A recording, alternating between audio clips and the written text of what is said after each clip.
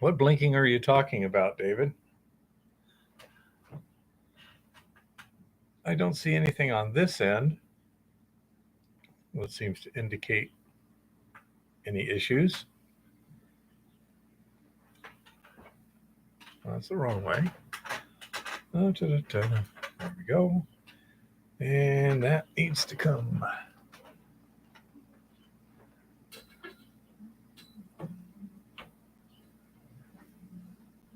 There we go. Ugh.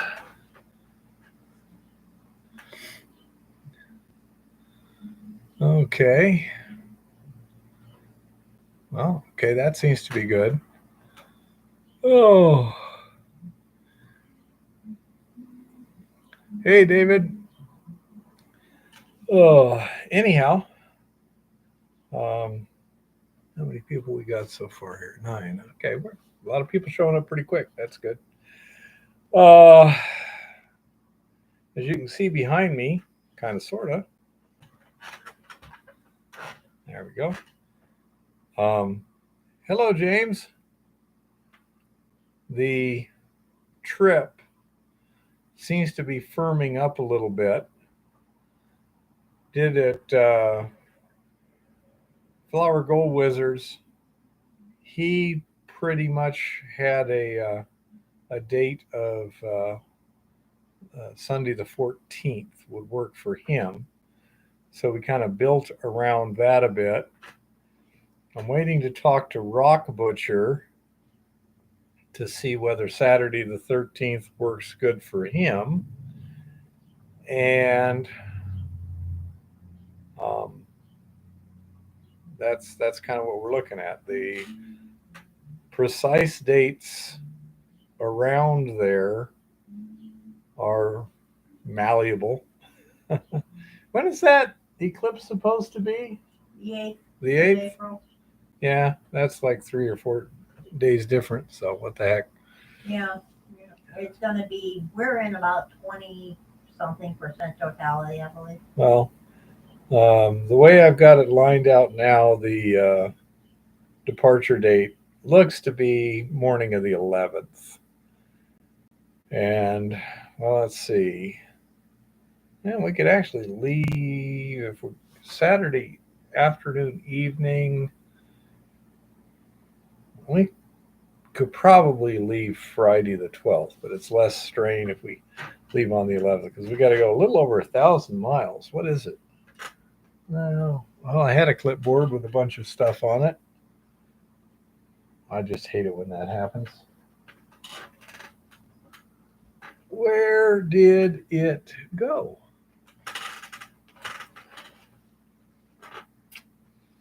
Clipboard. You think that'd be pretty easy to find? Wouldn't It's you? on the bed over here. It's on the bed, huh? Okay. Hi, Mr. Virtue. Hi. There it is.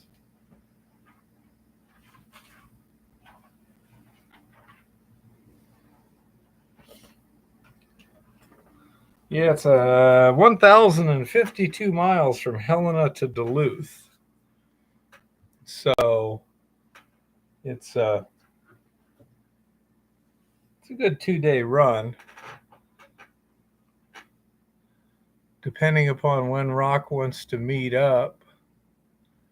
I like to take my time, so I still think the idea of taking off Thursday is a good one.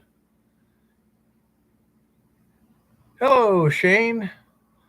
How's it going? We should be heading north of you in just about a month even right now. Yeah, because 11th. Yep, exactly.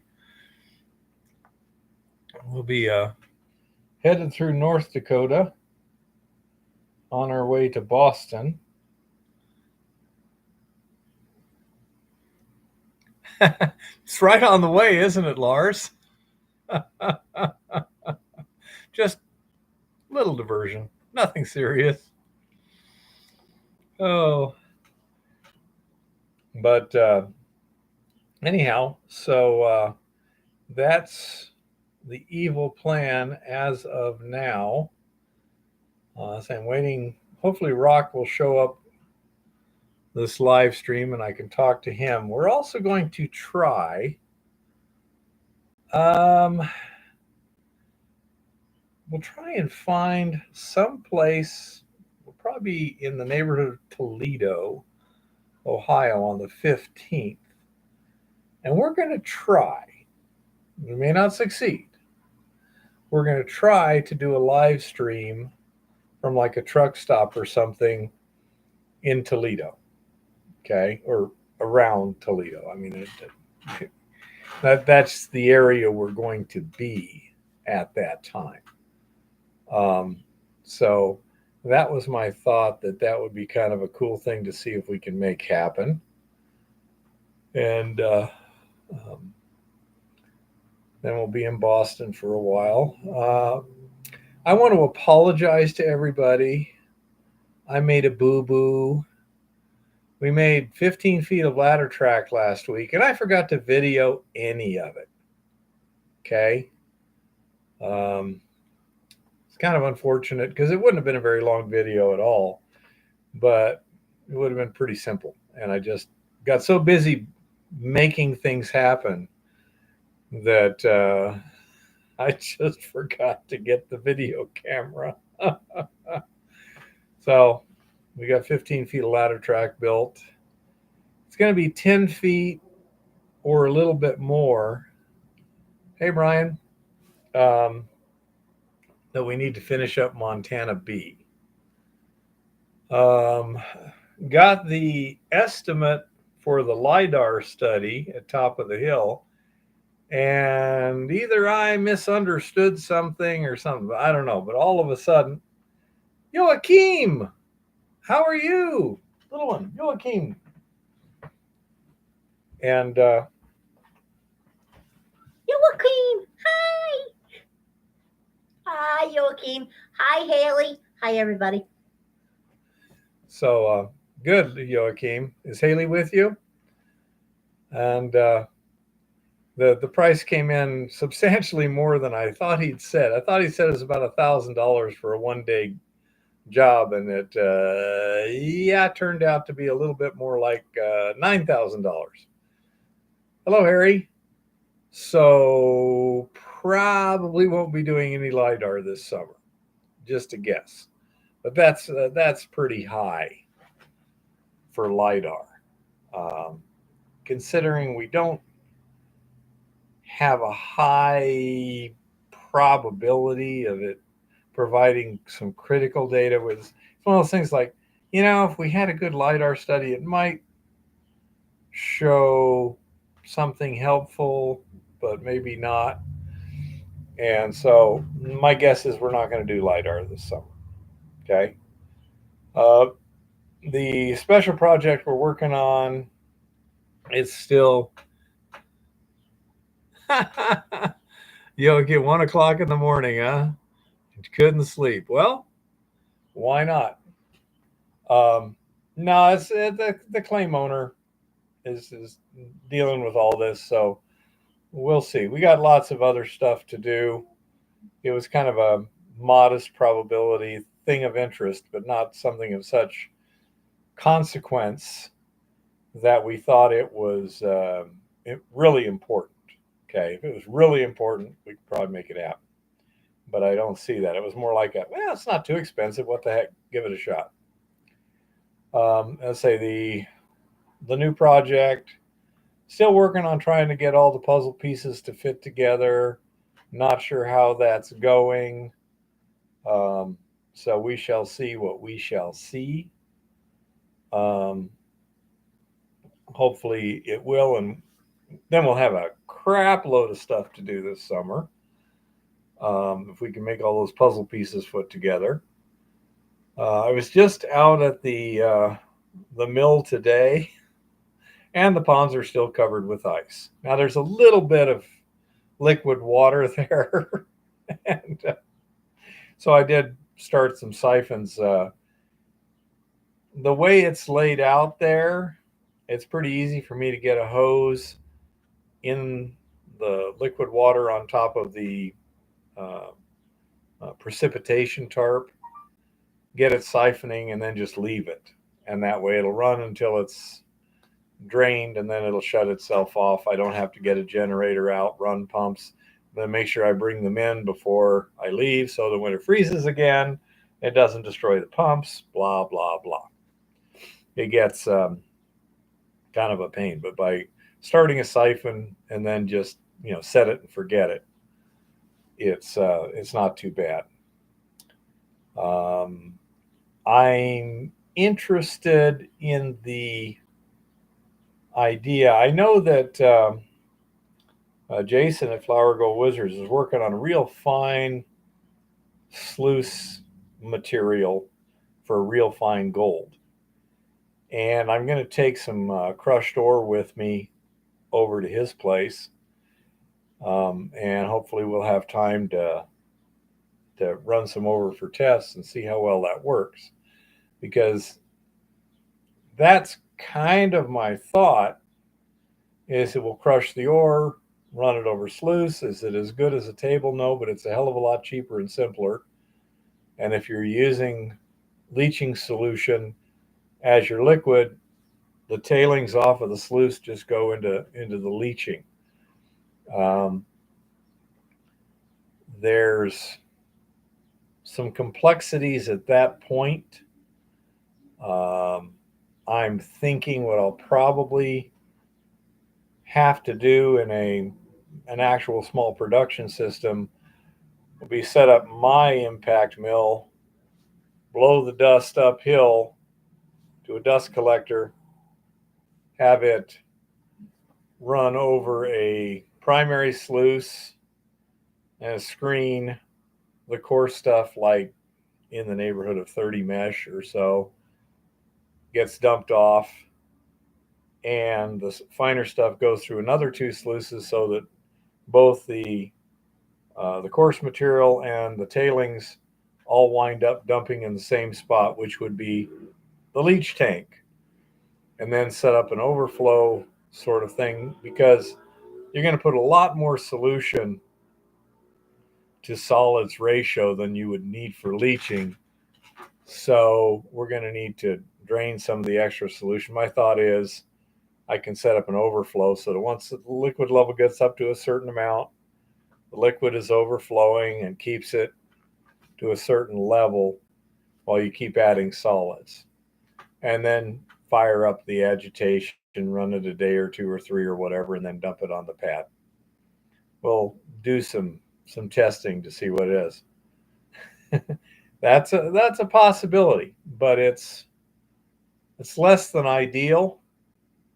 Although, because of the height of the tank, for that I'd probably set up scaffold. So I've got something up high of a real good platform up there to work with. And yeah, set up sluices kind of like a Z. Exactly.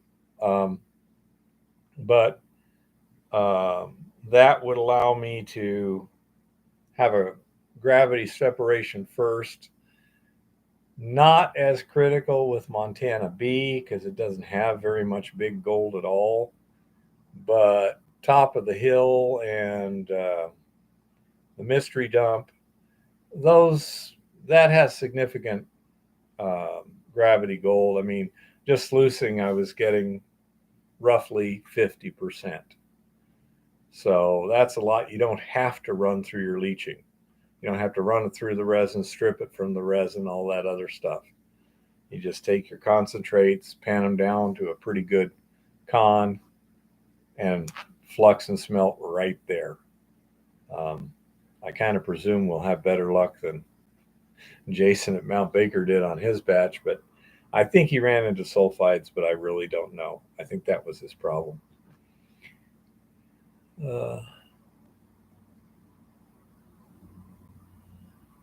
Yeah, the problem with that, Harry, for the liquid level thing is it just gets kind of complicated. Whereas, for example, right now, to keep a lot of solids out of the outlet and the outlet pipe on the tank, I have just a flat plate of metal held on a piece of 3/4 inch pipe that sits down there and keeps the solids from going in until I'm ready to dump the tank. And it'd be really easy to just put a T on that piece of pipe. And then when I'm loading the tank, I just have the drain plug loose and it'll run down there. Once the tank's filled, put the plug in, fire up the pumps. Hello, Jean-Francois. It appears that we are going to be in the general neighborhood of Toledo, Ohio, around the 15th of April. Are you live in Montreal, if I'm not mistaken? I'm not sure. But if you're along that,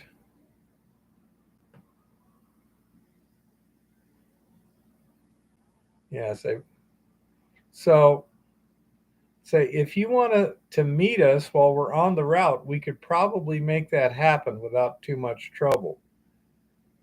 Well,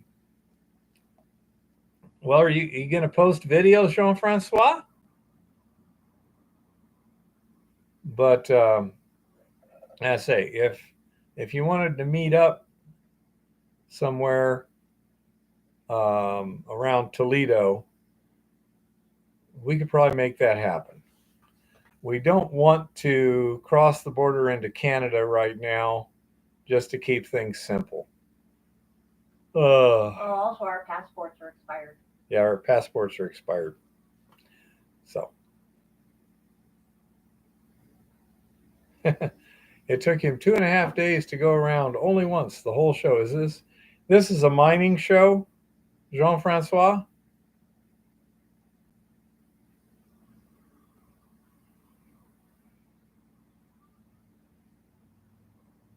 Yeah, he says 20,000 booths, largest mining show in the world.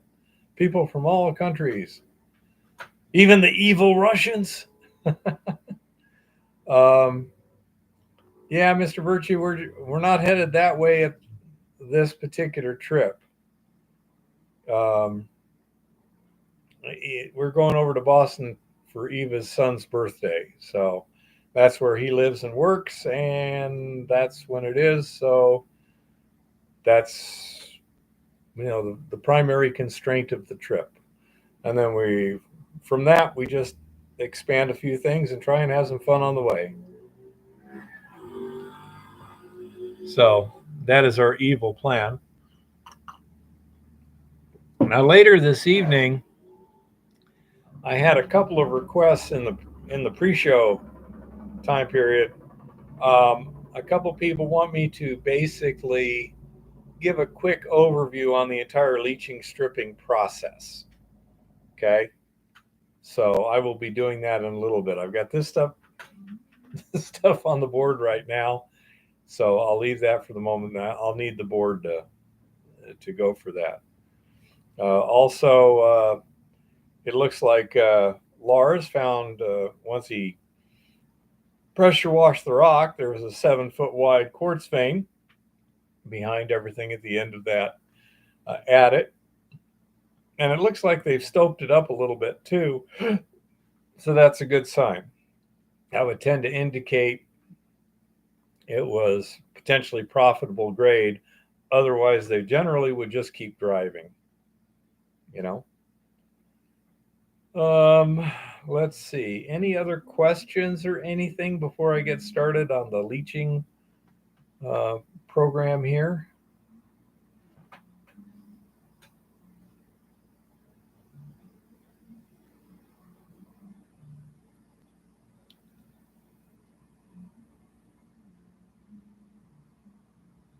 Cool, Brian. Did you, I presume you got a website or something for that, Jean-Francois?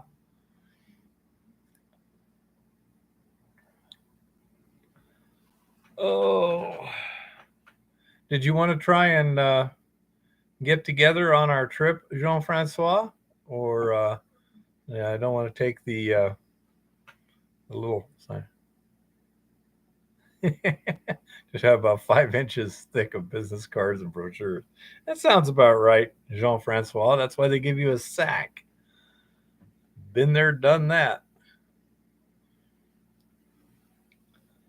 Oh, okay, let's see. Anything else? Not much.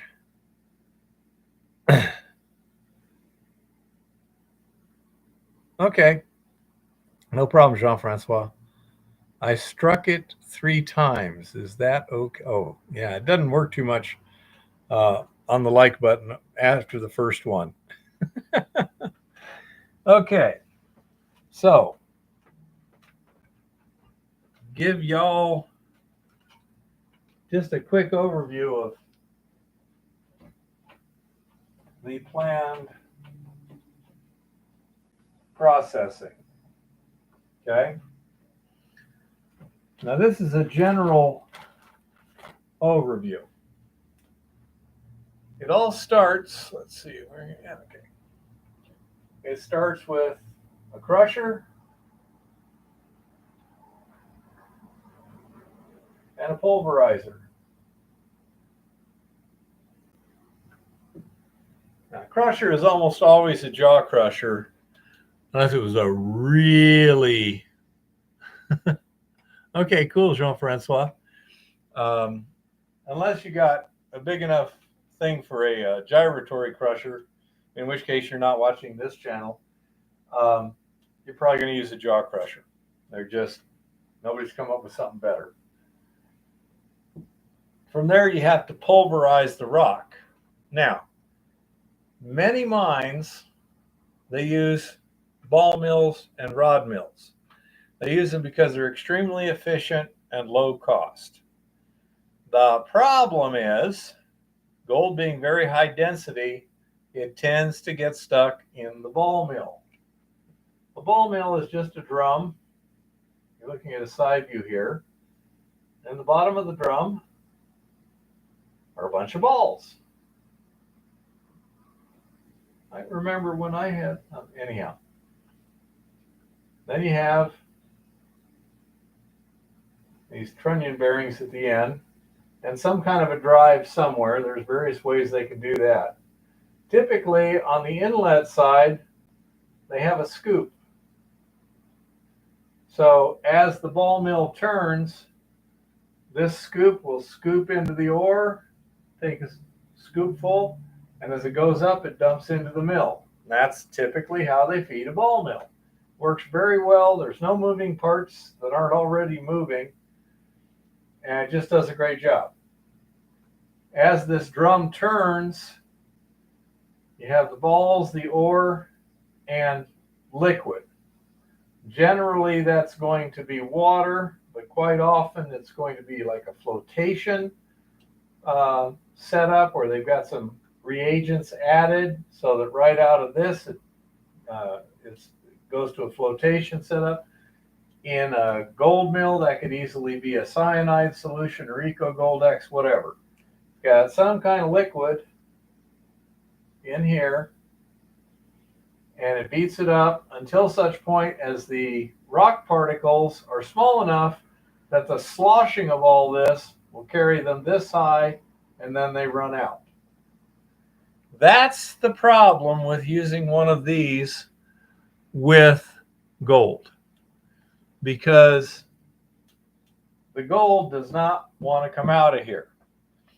Lauren said the mine he used to work at, they used that phenomenon to their advantage, because every time they were short on money for the quarter, they would just reline the ball mills. They just take the liners out, clean them out, and there'd be enough gold stuck in there that they could keep running for another quarter. It's an iron alloy. It's an impact hardening alloy. I believe it's a manganese steel, but I'm not sure. But it's not plain carbon steel. It's much harder than that.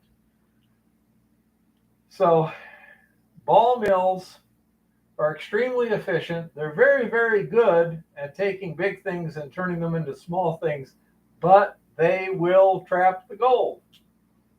Thus, I don't like to use them, okay? Especially for a small operation.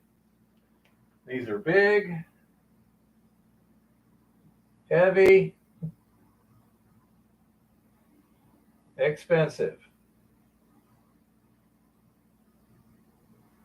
but they are cheap to operate.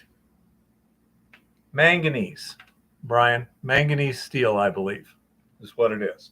It's kind of like the stuff they make railroad iron out of. Say it's an alloy. But that's the problem for me. An impact mill, on the other hand, is small for the throughput, light, and cheap comparatively. Okay? Plus, an impact mill can be set up easily to where it's not a problem with gold trapping. Correct, Brian. My particular impact mill, and a lot of them are very similar, like the Stoughton Roth is extremely similar in some ways. You're looking at a shaft end here. It's got some kind of strikers. A hammer mill, these swing. Mine, they are rigid and have wear plates on them. And it spins in a housing. Okay? And it beats the rock up. The negatives to these are high wear rates. Okay? So you'll be doing more frequent maintenance on them. If they're not properly designed, you're going to be doing replacement on them on a regular basis too. So impact mill, high wear rate, but like mine, I can take the end plate off in 2 minutes, literally by myself. Really, Shane? Interesting. Didn't know that. But this is also very portable. The one that we just rebuilt does about 200 pounds an hour, classified to 60 mesh, and pneumatically transported from the mill to the dust collector wherever you want to put the dust collector. Okay?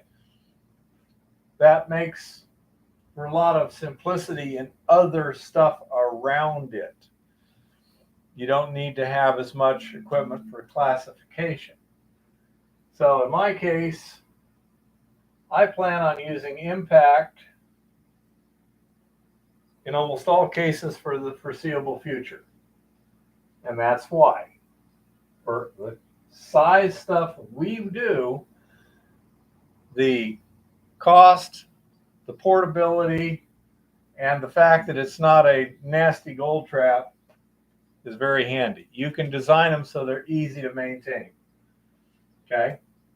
Now from here, if you're doing gold, you probably want to have a gravity separation.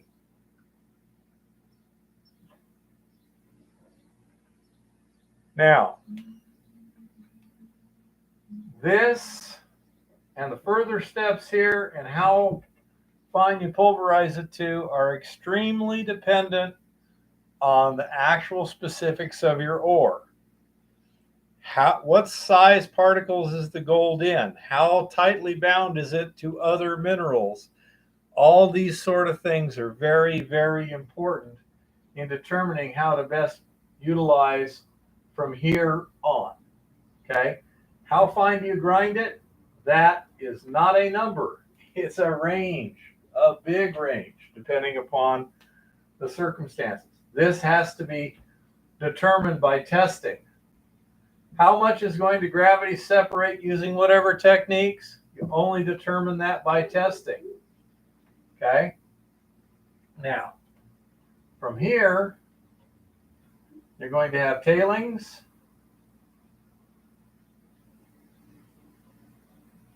Of some sort. Okay? Now, if this is extremely efficient, there may or may not be enough gold in those tailings to matter. Rarely the case, as long as you've got enough tailings and you have a cheap enough method of getting the gold out of them through leaching. Okay. Huh. Wild, Shane. Okay. So these tailings will often go to leaching.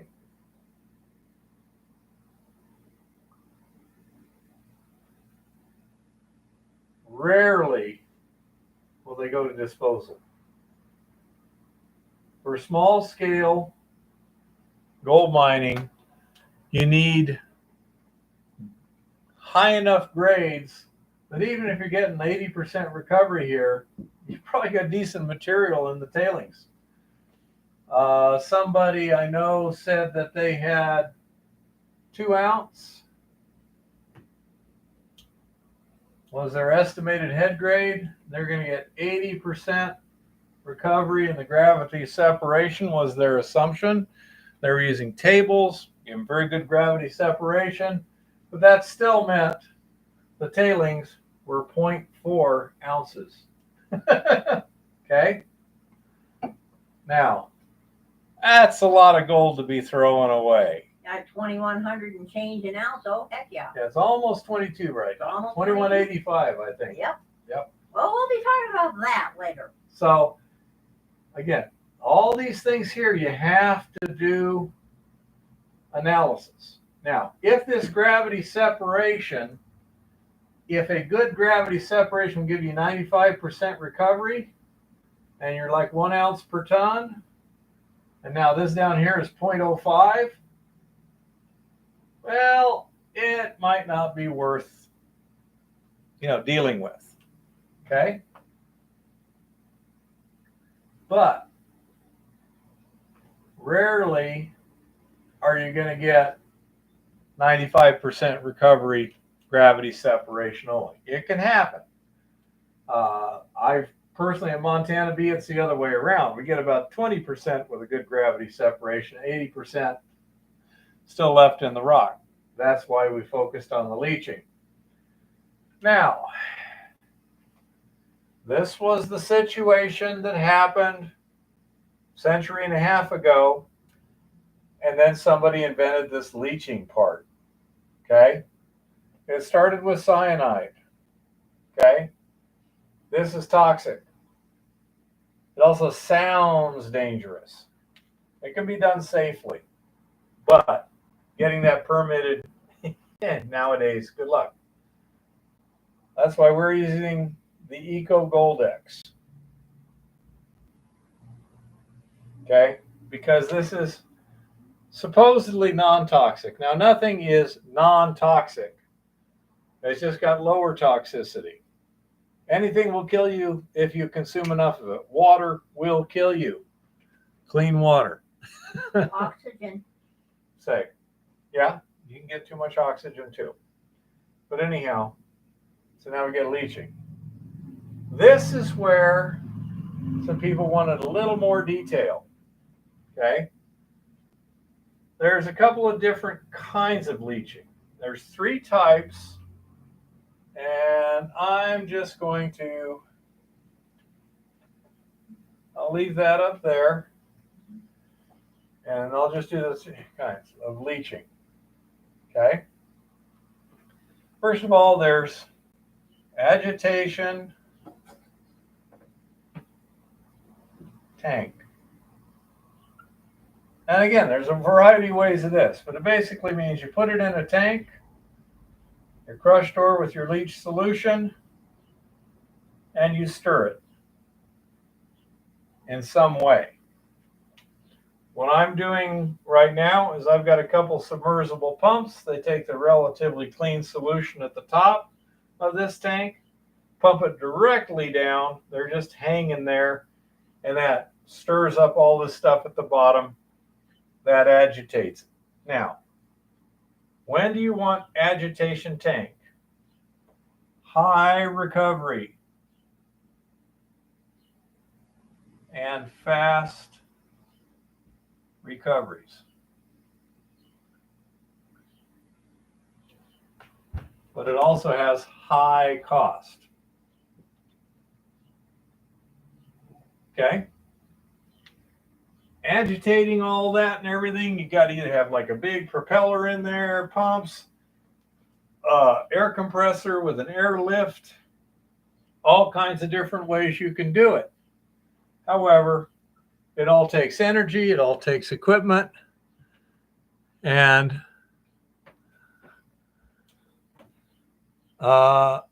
remind me that if I don't answer that later, Harry. Okay. No, it is not a thiosulfate compound, Prospector Phil. There may be some thiosulfate in it, but there's other stuff too. For example, iron ferrocyanide. Okay. But anyhow, so agitation tanks, high cost, and high and fast recovery. It'll do a really good job. Because of the cost and everything, you will generally do this for rich ores. Because it's going to cost you money. Okay? The next thing, and this is nowadays generally found in third world countries, is something called vat leach. And in this case, what they do is they'll dig a hole in the ground, put a drain pipe here. Sometimes they'll build walls or whatever. Basically, they make a swimming pool. And they pour the stuff in there. And then they will pour a solution on it, let it work for a bit, drain it out, extract the gold from solution, put that solution back in there and do it again. This is slower. This is cheaper. This is less energy and equipment.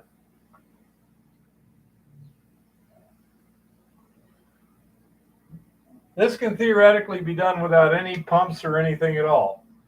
You could have people just crushing it by hand and throwing it in there. I've seen some really interesting ball mills that they do in third world countries, but you could do that, whatever. This is vat leaching, and it's not as good as tank leaching, but it's simpler and it's cheaper. And then there's something called pad leaching. Okay? This is where you take and you surround a sloped, smooth area with a berm, cover it with a sheet of plastic, and then you dump your material on here, put solution on top, and let it leach through. This is the cheapest.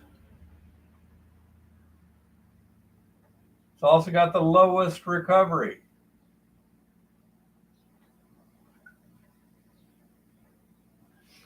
And this is what you use for low grade ores.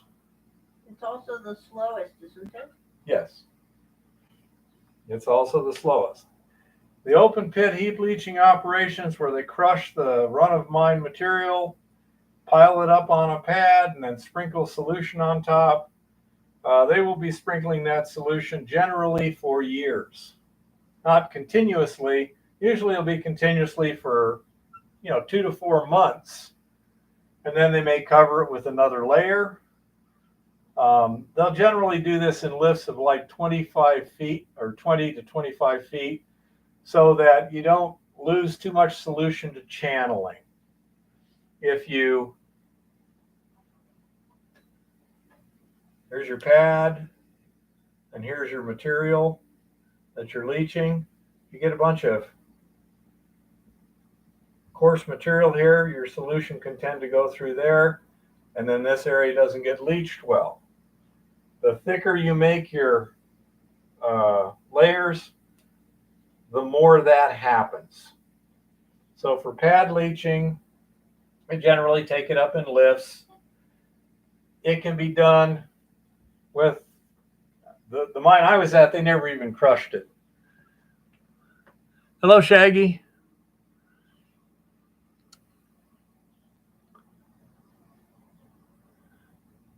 Cool, Jean-Francois.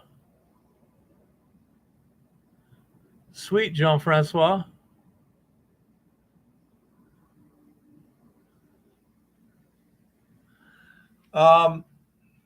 Shaggy, as a general rule, you can leach a long, long time. Pad leaching, we never changed our solution. Okay? It would be terribly impractical.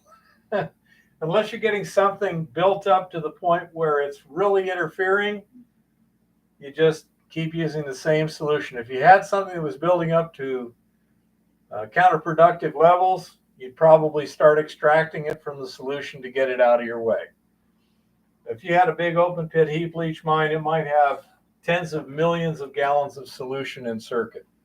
You're not going to be changing that too quick. Okay?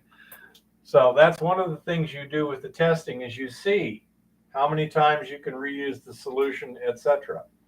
Now, somebody asked a question, well, when would you use just leaching? Okay, it's a very good question. Let's suppose this gravity separation only gave you 20%. Now, it would be so much more fun if we actually had people here I could ask questions and get an answer, verbally, like in a real classroom. That is what you get with gravity separation, but some of that will also leach. So, like on Montana B, the vast majority of what we would gravity separate initially is also fine enough to leach. So the stuff we would only get through gravity is somewhere in the neighborhood of less than 5%. Okay? Thus, it made no sense to put in a real gravity circuit. Okay? Thank you, Jean-Francois. I appreciate it. Okay? What, Shaggy? Go ahead and write it down. I will check it in just a few minutes. So for Montana B, this didn't make any sense, therefore we didn't do it. What we did do is we were sluicing our tailings when we dumped them out of the tank in order to make sure that the character of the ore hadn't changed, and all of a sudden we had a lot of coarse gold. Coarse gold will not dissolve very fast. Therefore, if it's big stuff, like 1/10 of an inch or whatever, you can have a pile of it. And it's just going to sit there, leach so slowly that most of it's you're never going to get. But gravity would very easily get that. Thus, what I call a hybrid circuit. And this is quite common in the industry. A hybrid circuit, gravity plus leach. It is planned from the start that you're going to do both. Okay? And whether or not you use a hybrid circuit depends on what the size of the gold is. If it's all really, really fine, like 300 or 400 mesh minus, you're going to go with the leach only. If it's all 100 mesh plus, you'll go gravity only, pretty much. Okay? Exactly, David. So this is why this testing is so darned important. You can't tell what it's going to do without either some very expensive laboratory analysis and a lot of knowledge, or some relatively simple tests and just, empirical evidence. It does this, therefore, voila. Okay? We've got a hybrid circuit set up. And what the basic plan is with the stuff that's going to have enough gravity gold to make it worthwhile is we'll do a gravity separation, and then from there it goes into the leach tank for a relatively short period of time, 1-2 days. It depends on how fast we're trying to move stuff and what's the most efficient thing. And then from there, we need to recover our solution. Okay, actually, yeah, it's going to come out the bottom, so what the hell. We need to recover our solution. Now, you can use some very expensive and complex and, stuff. Hey, Kodak. Okay. You can use disc filters and all kinds of really expensive stuff. Or you can then take this and put it on a pad. Okay. And what happens here? You're going to have a grid of drain pipes here, a cushion of fine material to protect your plastic. This stuff goes on top. Eventually, somewhat slowly, but eventually, it just filters down through the sand, gets in the drain pipes, and winds up in your pregnant pond. Okay? Now, you got to do something with your tailings anyhow. Okay? Boy, you can say that again, Lars. And so by just doing this, we contain the tailings, we filter them, we filter the solution through this sand pad, which means what we have here is pretty darn clean solution in general. And the next batch we throw on here sends another surge of solution through the bed. The next batch does it again. So we're also getting a pad leach, a tank leach, and a gravity separation all in one very simple system. Okay? At a small scale, it's highly desirable to have a simple system. The more components you got, the more failure points you have, the more maintenance you have, the more somebody's got to be watching things, the more things go wrong when something gets out of whack. When you're not looking, when that conveyor stops running and the feeder keeps working, simplicity is highly desirable if you can achieve it. Okay? With my impact mill, it goes straight from the crusher to the tank with no moving parts and no physical intervention. Okay? That's why I designed it that way. It classifies it. You don't need a shaker screen or a trommel or anything like that. It transports it. You don't need a conveyor or anything like that. That's why I designed it to do that process.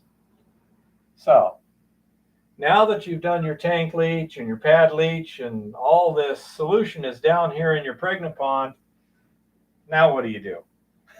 Okay? The gold is dissolved. It's not fine gold. It's dissolved gold. Therefore, you can't filter it in any normal way. You might be able to use a micropore filter, like a reverse osmosis or something, but that would get very complicated, especially as that's kind of dirty stuff there. So I'm just going to replace all of that with just leach. Okay. Now, at this point, you have something called pregnant solution.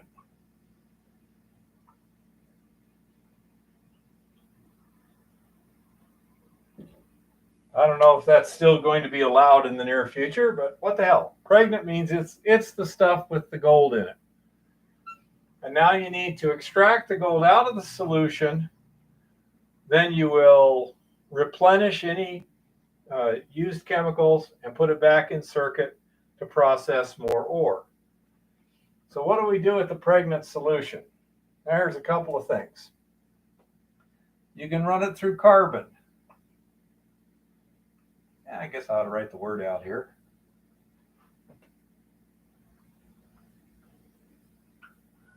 You can run it through an ion exchange resin.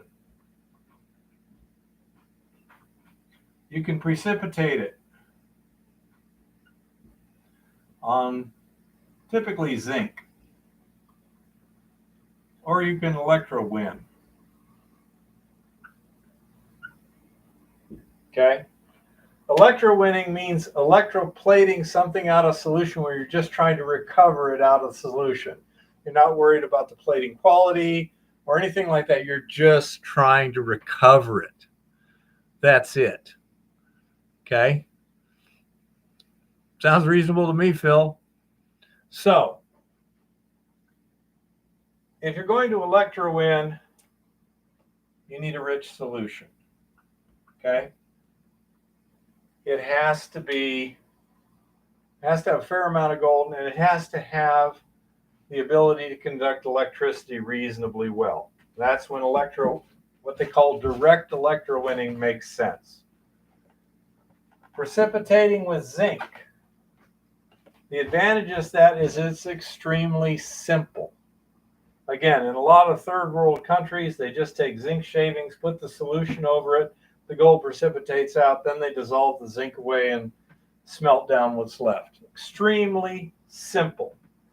Use up a lot of zinc, use up a lot of chemicals to dissolve the zinc. It's a little bit inefficient, okay? What's more efficient is using either carbon or resin. What you use would depend upon what the leaching solution, how it behaves, okay? Carbon works pretty well with cyanide. It does not work very well with thiosulfates.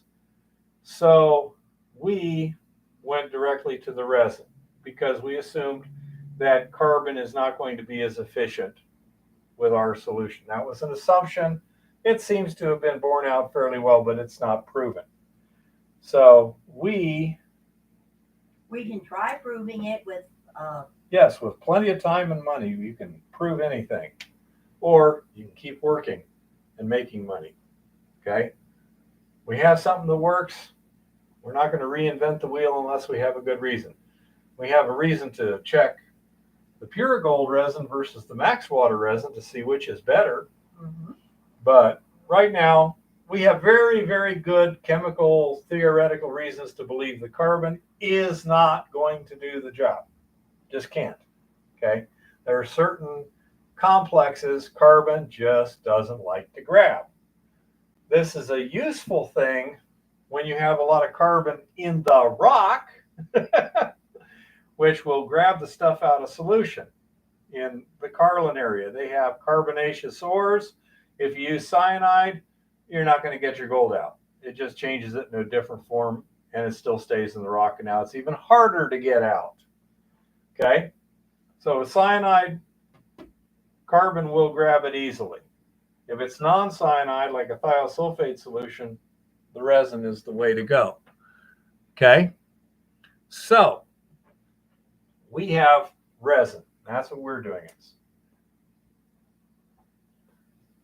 Now, how do you get the gold out of the resin? Okay, we tried a very simple process. Ashing and smelting the resin directly. You lose the resin. It's not, I mean, theoretically, this resin should be reusable. Okay? We have not found a way to efficiently do that yet, but we're keeping all our resin. We thought initially we'll try smelting that down. It should be running several percentage points gold, up to 10% gold. Let's flux it, put it in a furnace. Well, we found out the complexes that you get from EcoGold-X are volatile. They actually literally frickin' evaporate. So we were getting recoveries of like 50%. And half of the gold was just going off in the air. Well, that's obviously less than ideal. So plan B. Now, a standard method of dealing with a loaded resin is called stripping.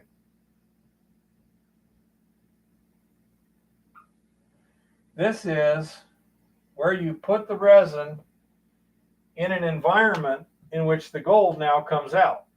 Okay? You do the same thing with carbon. You can strip carbon. For stripping carbon at the mine I used to work at, we would use a very concentrated cyanide solution at almost boiling and a pH of 14, which meant that if you spilled it on you, it would dissolve your flesh, burn you, and poison you all at the same time.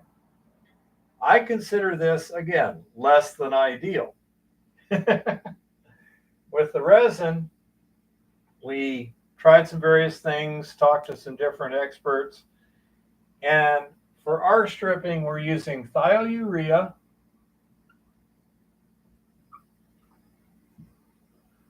sulfuric acid, and heat. I'll just put it right here. 50 degrees centigrade. Okay? That will dissolve the gold out of the resin. And then at that point, we use electrowinning out of this solution. Well, why don't we just do it here? That's simple. This solution here is running maybe 10 ppm. This solution here is running more like 1,000 ppm. Remember what I said? It needs to be rich. The resin is a concentration step. We take a very dilute solution that doesn't have a lot of other chemicals in it. This is only at a pH of 10.5. And this is at a pH of 1. This conducts electricity very well. This does not. So we've now created a situation where we have plenty of gold in solution, where it's nice and conductive. We electroplate it out, and then we take the stuff we electroplate and throw it in the furnace and melt it. Okay? Now, is this ideal? I don't know. Does it work? Absolutely. They make hundreds of different resins. We've tried 2 that had reasonable results. One is Maxmoder 104133, and the other is Puro Gold, I don't know, 5022 or something. Different manufacturers, different details in the resin. It's chemistry beyond my knowledge, okay? The Puro Gold seems to do a much better job of being specific. It only grabs the gold compared to the other. The Maxwater grabs a lot of other stuff. So we're going to be doing some more research on this. But currently we have a system where we should be able to crush, pulverize, gravity separate, and leach 1 ton every 2 days with just me and Eva. Okay. The resin, no problem. That's easy enough to get the gold adsorbed.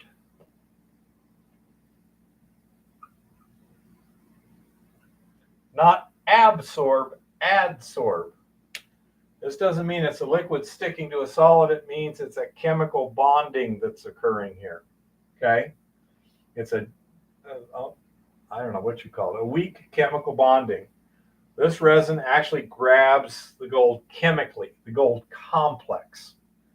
Okay. And then we have a stripper that we built that can theoretically strip the resin at that rate. Okay. So we should be able to do all of those things and still, keep up. The question is now, what kind of ore can we find to feed this? Okay. And we've We've done all the various stages of this process. Now it's a matter of finding a good ore. Montana B it's not getting us the grade we were expecting. And the narrowness of the vein and such means that we're not moving the tonnage we were expecting. And all of that means we're not making the money we were expecting. As a matter of fact, profit has eluded to this point. We need some place where we can get a better grade ore at a lower cost. This is where the top of the hill comes in, the mystery dump, the jigsaw puzzle project, Jeff Kablock, all these other things. We're trying to find a better source of ore. I think we got some good possibilities, but we shall see.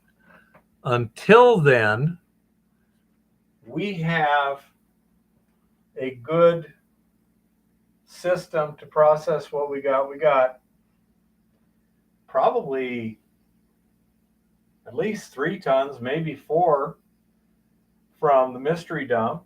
We've got at least another ton from Montana B already stockpiled out at the mill. So once water becomes a liquid again consistently, then we can go out there and actually start processing. We do have stuff to process. And let me go into a little detail on how we do the resin so that, again, it's a nuance that's not necessarily obvious. We are using filter cartridges. Oh, I can actually get one. Just a moment, folks. I know I got some somewhere.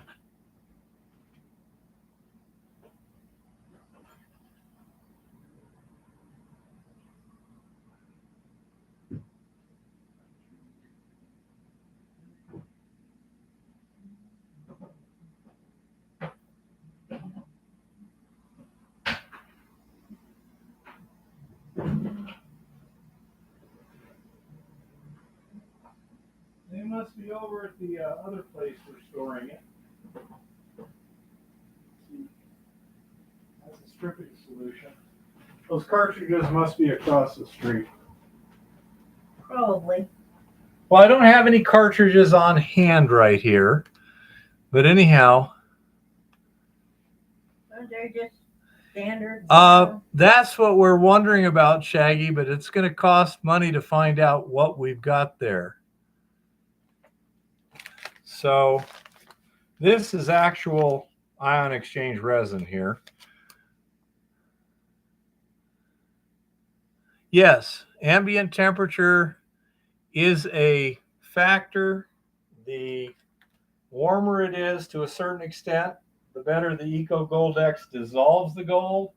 And we definitely have to heat the stripping solution to recover the gold. So,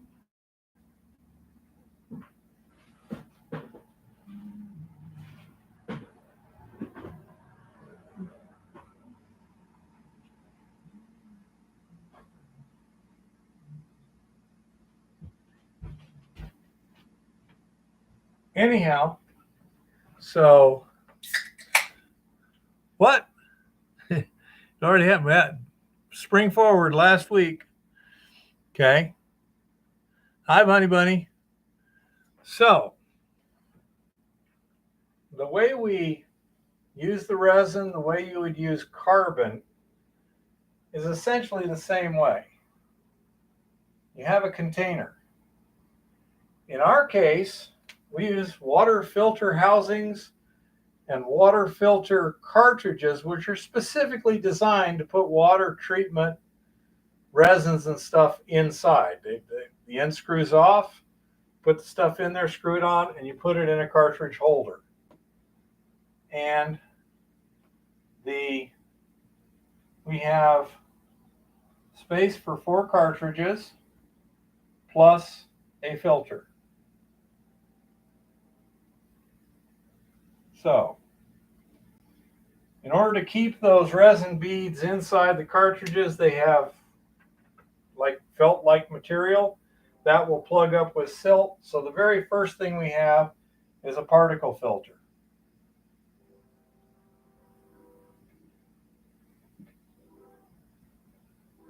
And that's just to clean up the solution some. And from here, it goes to cartridge 1, 2, 3, and 4. Now each one is going to recover a certain percentage of the gold from the solution. As it does, the resin becomes more loaded and less efficient at recovering gold from solution. What this system does is as you run more solution through here, eventually cartridge 1 becomes pretty much fully loaded. Cartridge 2 becomes mostly loaded. Cartridge 3 becomes kind of loaded. And cartridge 4 is just scavenging off of the end. And collecting the silver that then gets kicked off. Yeah, it seems to be the silver tends to wind up down here with the max water. Okay, now, once this is loaded, you take that cartridge out, move all the cartridges forward in the cartridge holders, and put a new one down here. This cartridge then goes to the stripping circuit. So you're constantly moving fresh resin in from this end, taking the loaded resin from this end, and putting it into the stripping circuit. Eventually, we'd like to get proper resin stripping circuit so then we could just recycle it. Until then, we're just stockpiling it because we're getting 90% plus recovery in the stripping circuit out of the resin. Okay. Another thing we do here is at this point here, actually between each one,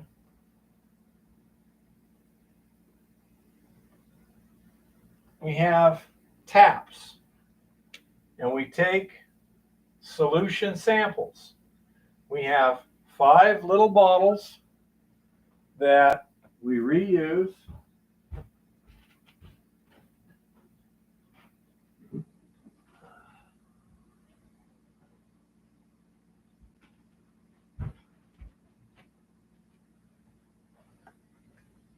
Like these bottles here. We have 5 of these that are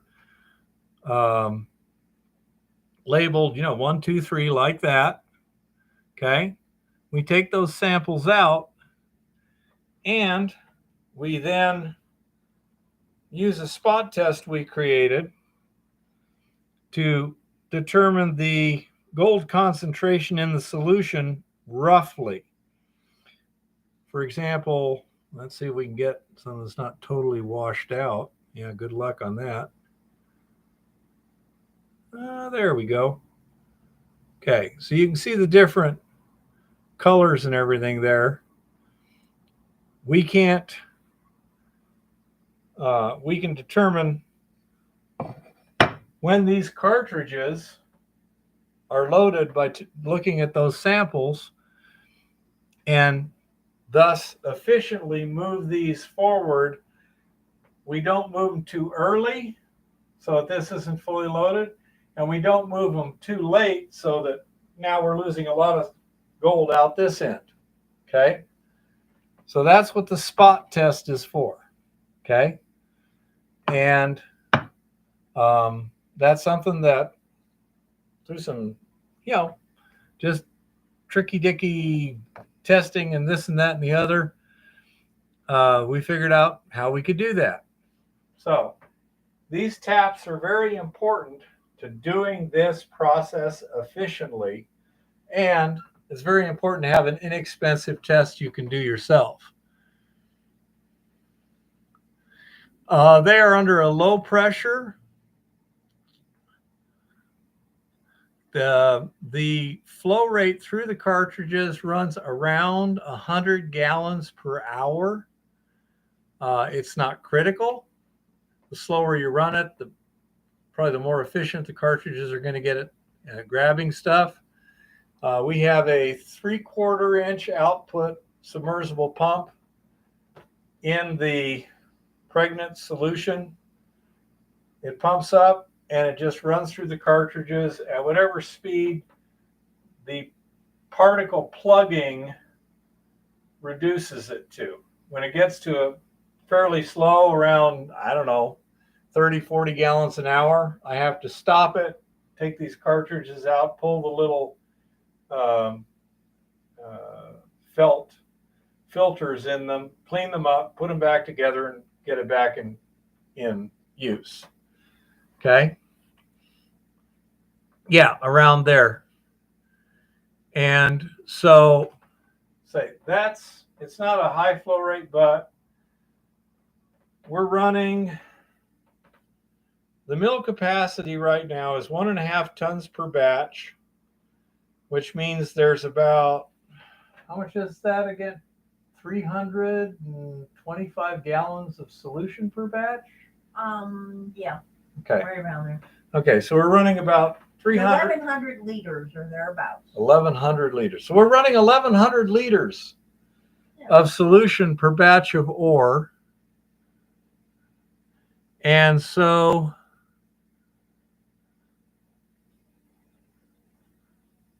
absolutely, Jean-Francois, we see it drop pretty quickly. And then we, once this and this are pretty close to the same, we'll take that cartridge out, move everything forward, put fresh resin in here. That's why it's so useful to have an inexpensive, quick test. We could run our spot test in about 30 minutes if we force dried the solution in the spot plate.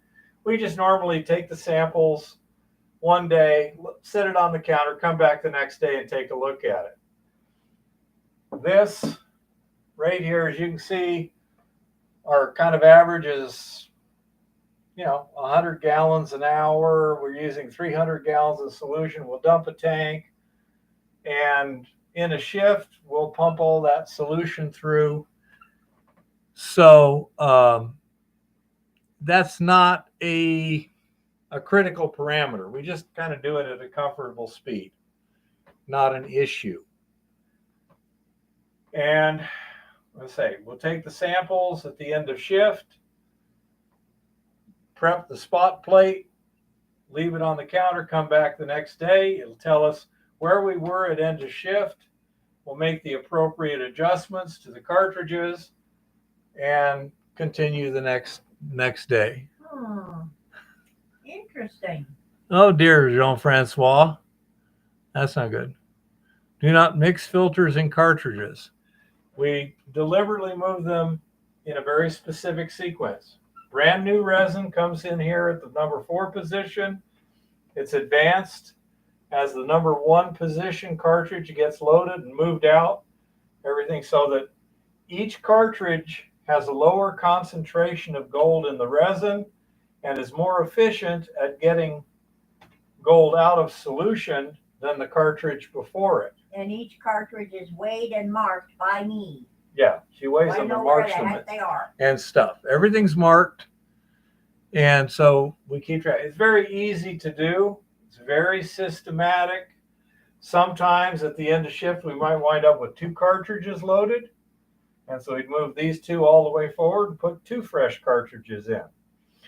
Some days at the end of shift, if the solution was pretty low grade for whatever reason, like it rained, we may not move any cartridges. This one's still recovering.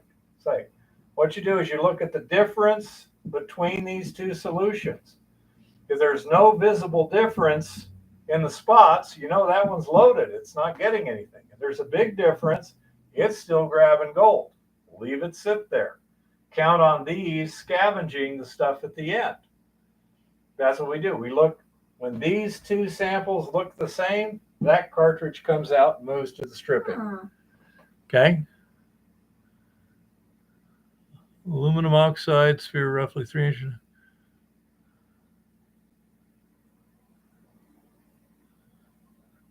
How hard is it? I mean, okay, how tough is it? Let me put it that way. How much gold will 1 cartridge hold? That is an excellent question. been a little while. They hold 333 to 350 grams each. So 333 times 0.03. Each cartridge will hold optimally with what we're doing here and the solution we have and the resin we're using about 10 grams of gold. So if you had, say, 1 ounce per ton, this circuit here, and you're running 1 ton a day, you'd be replacing about 3 cartridges a day. To the best of our knowledge, we have never done a full loading test. You know, we're still refining all the various parameters with greater precision and trying to achieve more efficiency. So you run the resin while leaching.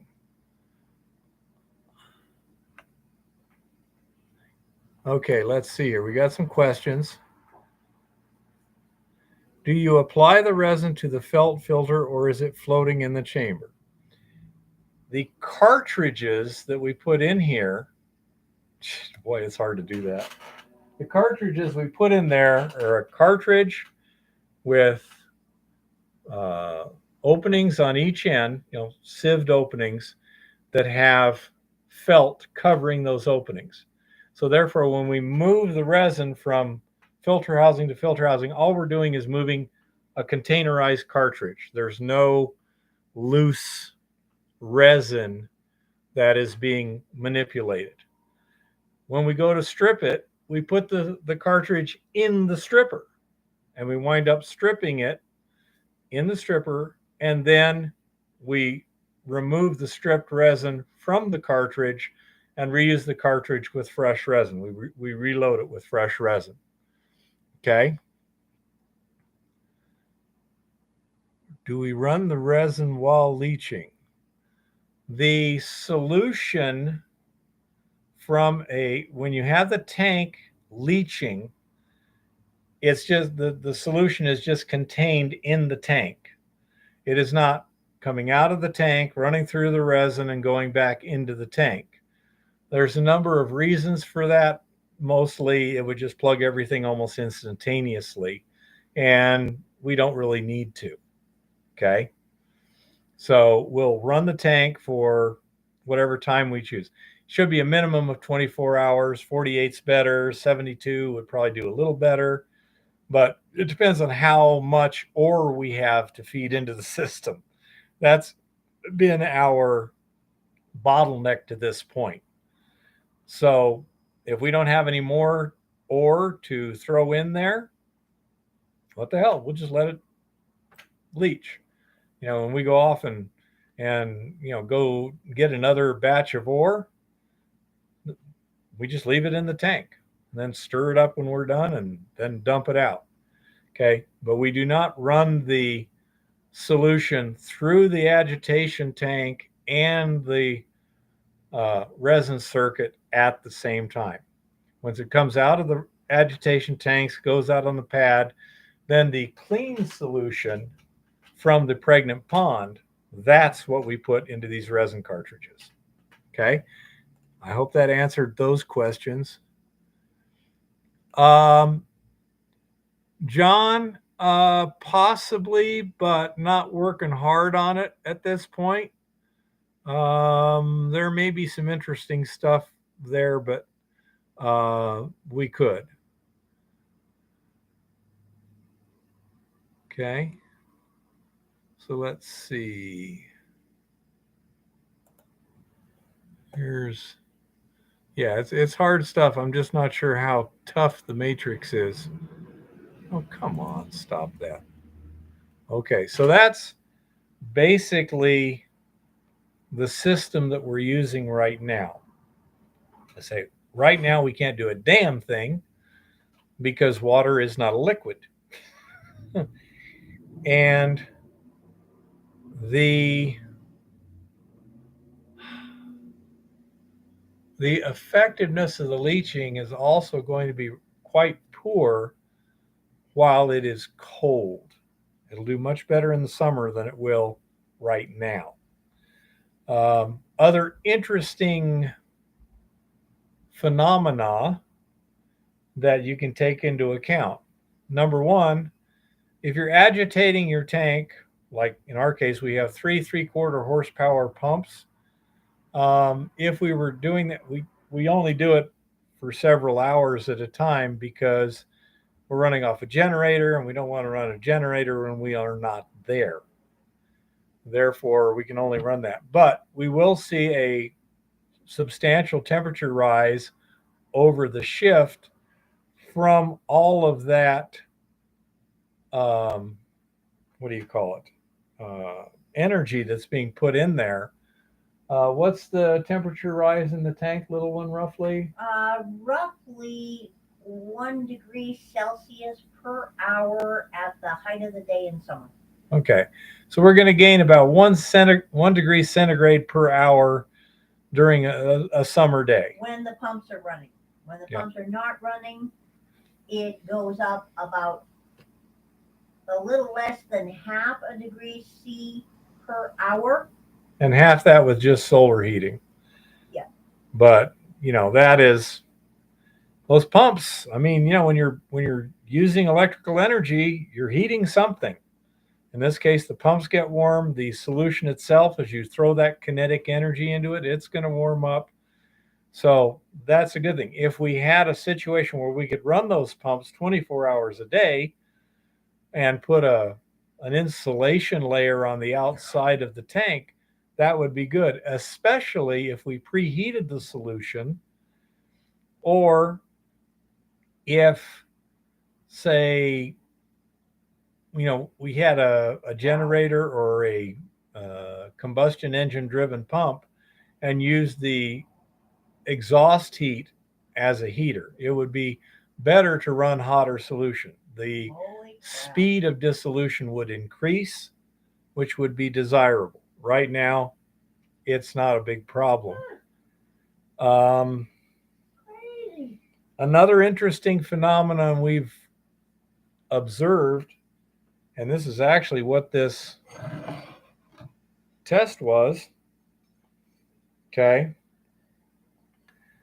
If you see these two wells here, this was the exact same solution.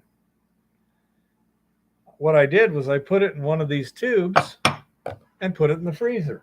And let me show you what it looks like.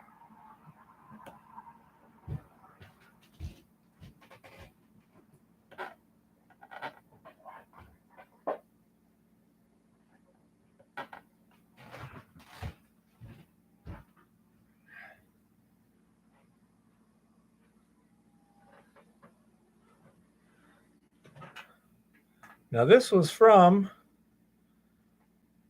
the pregnant solution.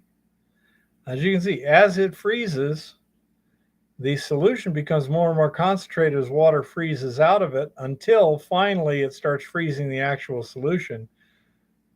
This material here is what I called upper, and this right here is what I called lower. So this is the spot test of the upper. This is the lower. You can see how it really concentrates the gold. So freezing the pond, the gold is going to go to the bottom. Absolutely, Harry. Which is good because when we pump out of that pond, the pump is in the bottom. Yeah, the pump's in the bottom. So when we first start at the end of the winter, we should have some pretty rich solution. Okay. Now, you see this whole thing here with the resin. You see the agitation. How do you determine whether or not this makes any sense? Well, there's a couple of things you can do. Okay. To simulate an agitation tank, we use what's known as a rolling bottle test. Okay. It looks very, very similar to a polisher, where you have a gem polisher where it just rolls. And these are the bottles we use on a rolling bottle test. And we can do 8 of these at one time. you can see here's the charge of solids. This is the solution. And you just have it do this. Okay. And so 24 hours later, you got a good idea what an agitation leach would do. You take the solution out of that, take it to a lab. That'll give you a really good idea. When you're done with this, you drain the solution off of the solids, rinse them, and then do a fire assay on it. That'll tell you how good your recovery is. So, exactly, Harry. So that's how you observe how well that particular ore sample you're thinking of works in an agitation tank.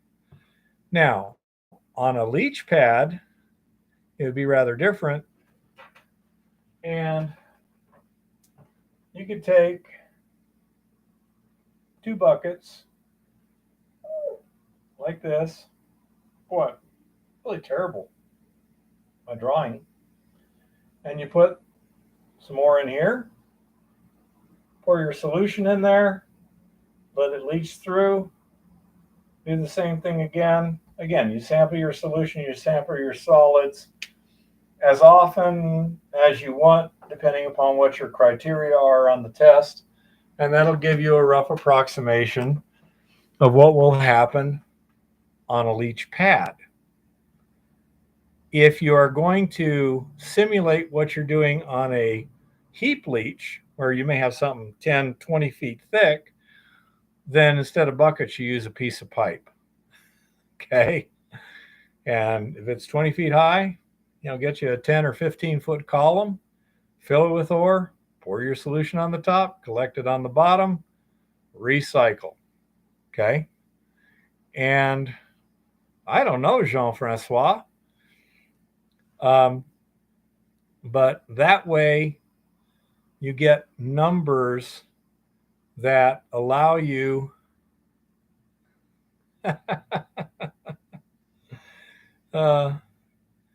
so that allows you to estimate with some degree of precision and confidence what's going to happen in these processes. Likewise, on the gravity separation here,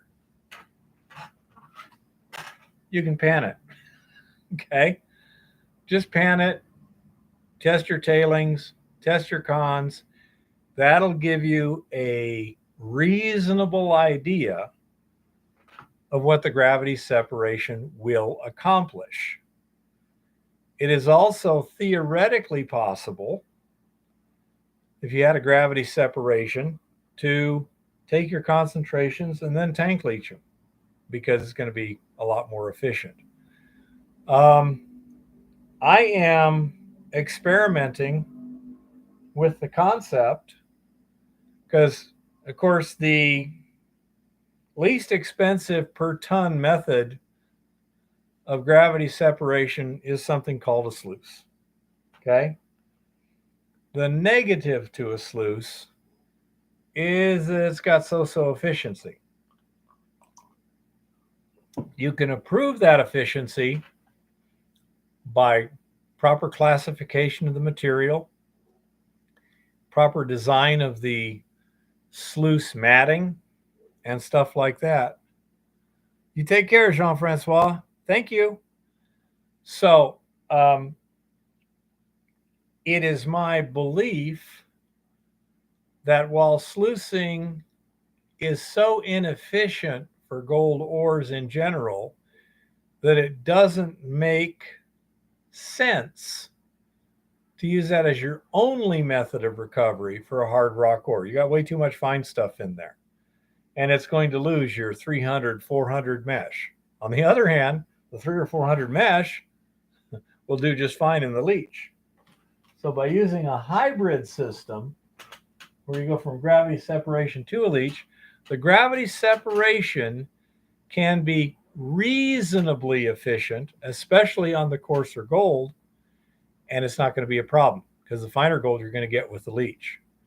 Likewise, if you have a leaching system and you don't do a gravity separation, you're going to lose the coarser gold because it just won't dissolve fast enough.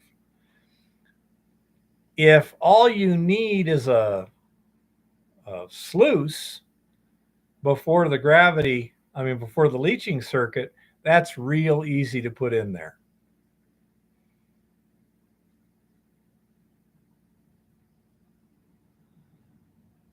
You probably could, Harry.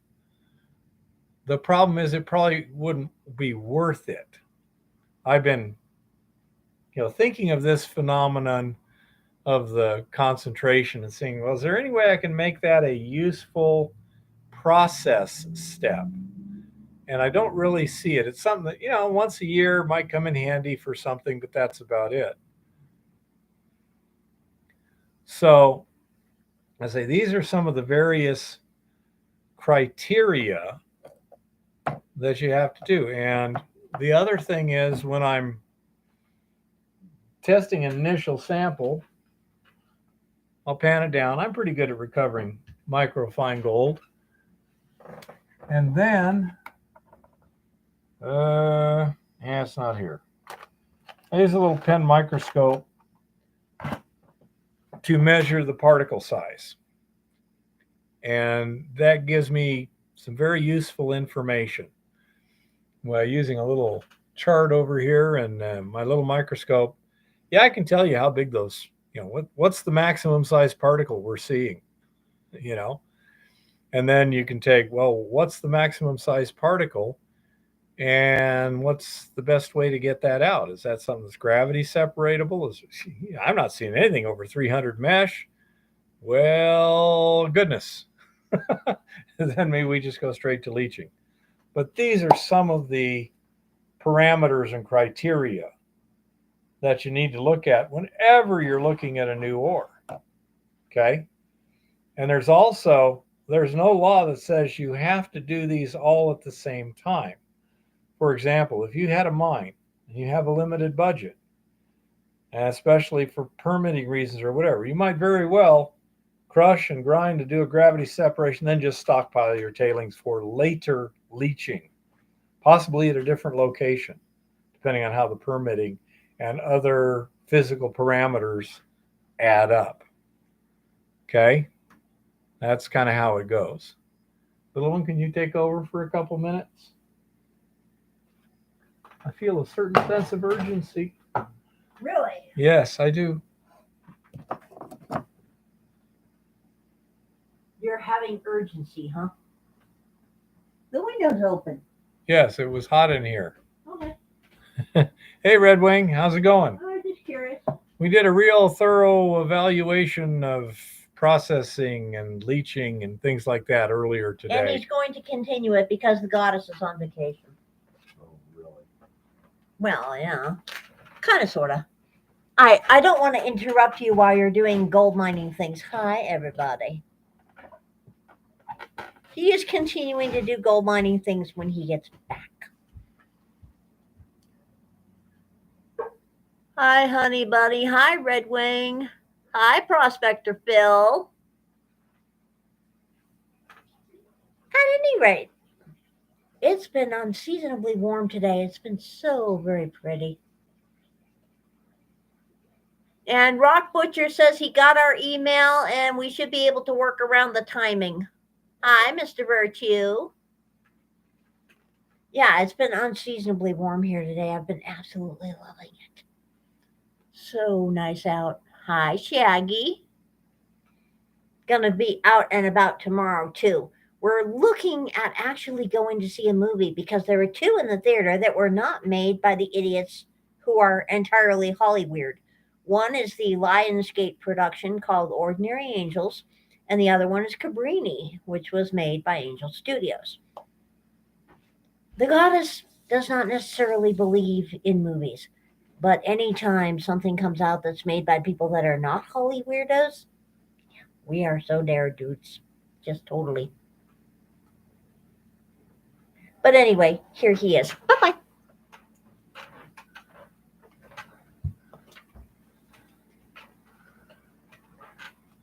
Okay, Rock. We'll deal with the details offline. Um, that would be totally undesirable, honey bunny.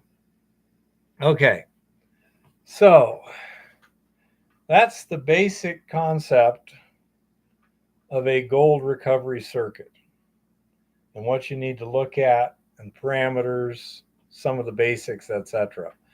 Then the details can get complicated. Silver, if what you're recovering is silver, the lixiviant, which is what you call the leaching solution, might be significantly different or it might be the same. The way you get it out of solution might be substantially different. As a general rule, if you're recovering silver, it's got to be 50 to 100 times as plentiful as gold would be to make it profitable. So you may very well go into a zinc cementation or a direct electrowinning system instead of resin or something. So I say there's a variety of variables. This was basically gold. Well, that's interesting. So that's basically what we're doing and how we're approaching it at the moment. We know for sure there's some refinements that need to be done, but say we currently seem to have a capacity for milling of approximately 1 ton per day with the current system.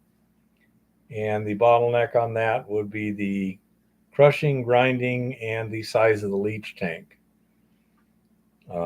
Most of these processes should be pretty reliable to scale up.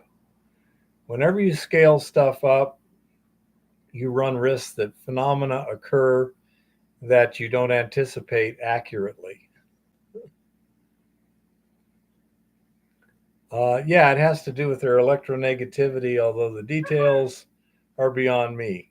Chris Georgie and Dangerous could tell you in absolute detail about those things. I can't.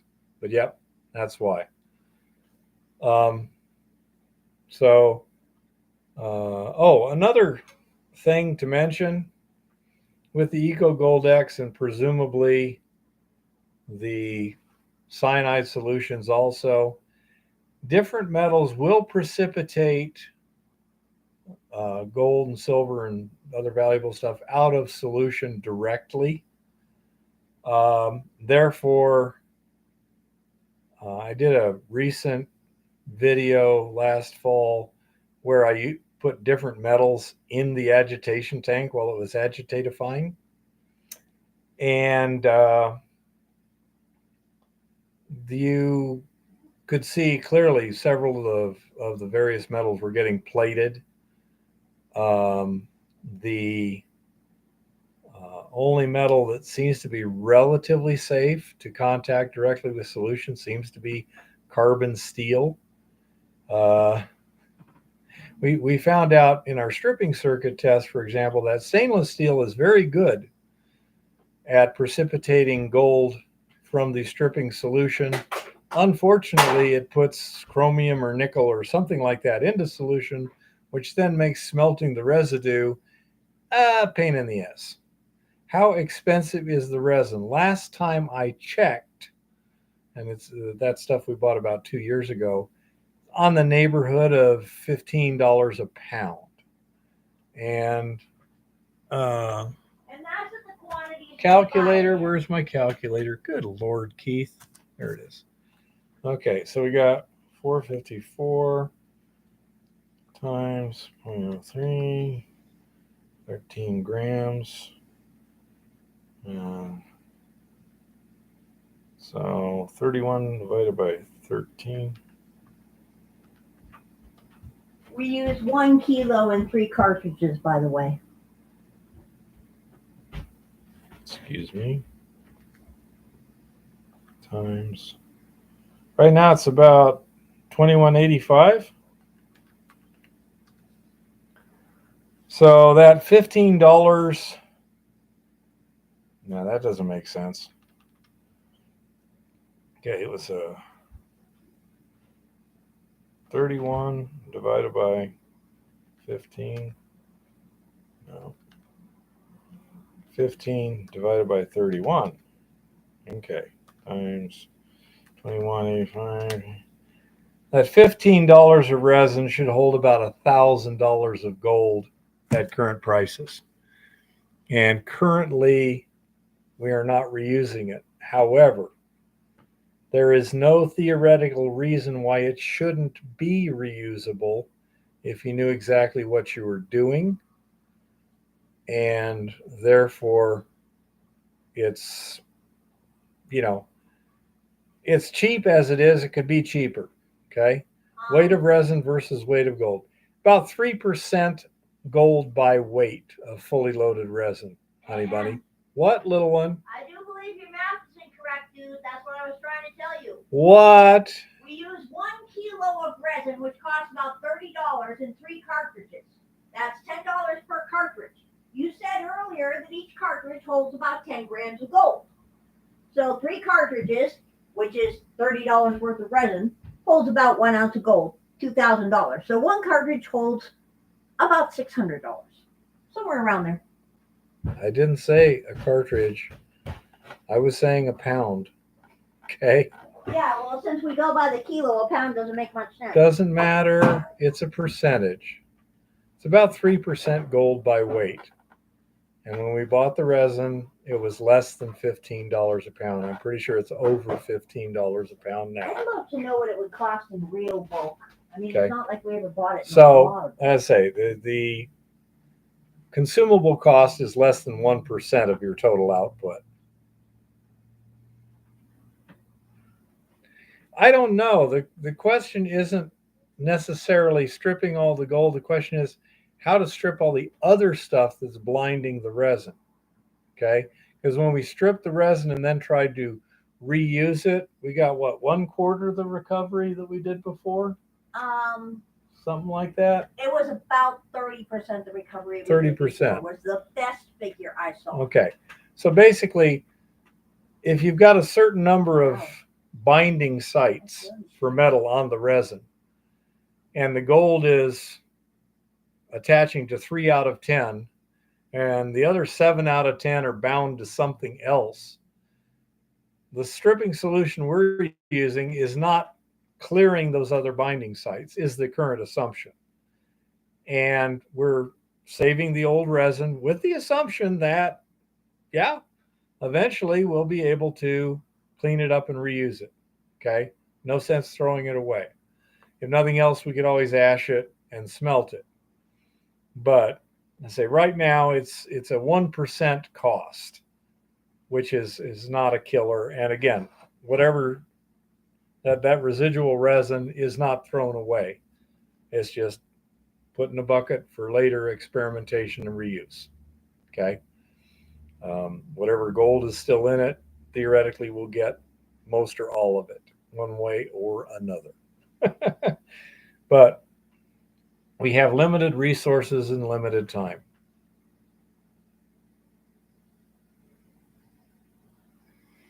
Or if the regeneration of the resin was very cheap.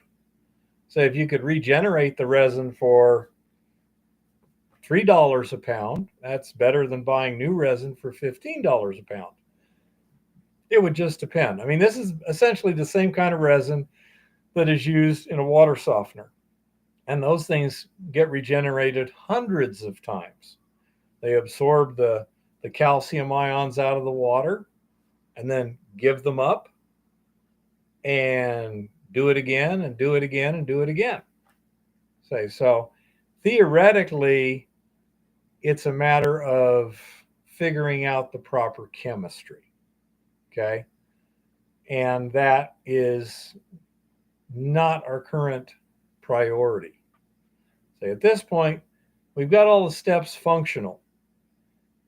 We now need to work more on getting an ore stream to throw in the mill And no, the resin is not made by Goldex. Okay, take care, John. The resin we're using right now is made and or marketed by somebody called Max Water. It's Max Water 104133 resin. And all resins are not made equally. Believe me, there's some resin that'll do nothing. Okay. We tested 4 resins that were likely to be effective, and this was the best of the 4. It's by no means a comprehensive study. Then Purolite, which is another manufacturer, is um, uh, they make a lot of other resins, mainly commercially, and we uh, yeah, you're right, Rock. They are very good lubricants, but Purolite mate sent us samples of 4 different resins which we tried, and again, there is a huge difference in the effectiveness of those 4 different resins. So by empirical experimentation, we determined which one of 4 Purolite resins was best and which one of 4 um, Max Water resins was best, and we're still trying to figure out which of those 2 is best compared to each other. Okay. Hey, Tricky, how's it going? So, yeah, oh, it's some weird stuff, honey bunny. Yeah, those things are pretty good little miniature ball bearings. Quite quite amazing. I mean, in my case, it's usually on a countertop because the floor is concrete, not fine finish. To deal with. So, it's not too slippery on the floor, but you put something on the countertop and it just slides along. Pretty weird. Okay, let me check this, Tricky. Uh, do, do, do.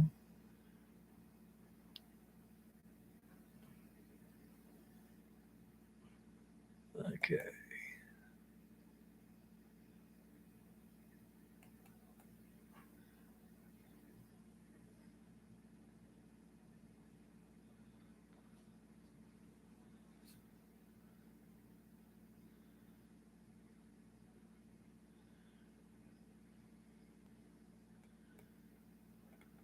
Let's see.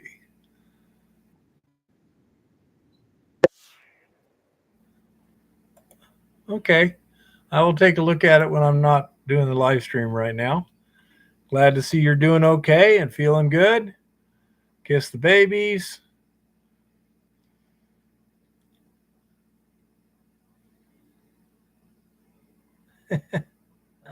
Yeah, if it's a smooth floor, they would be really slippery.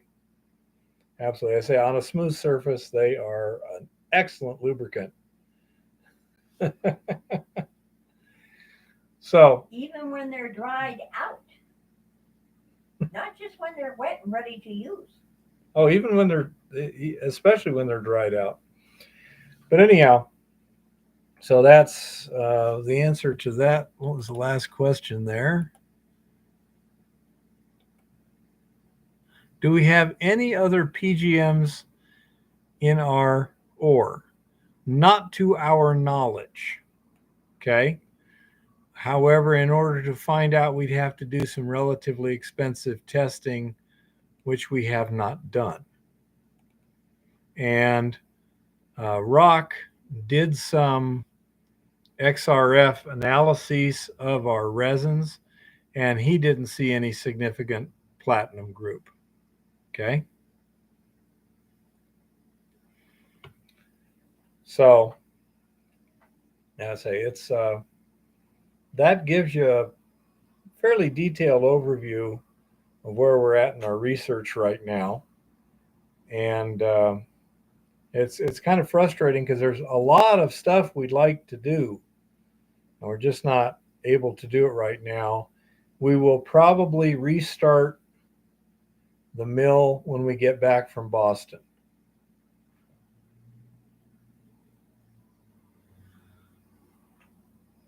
Cool, Rock.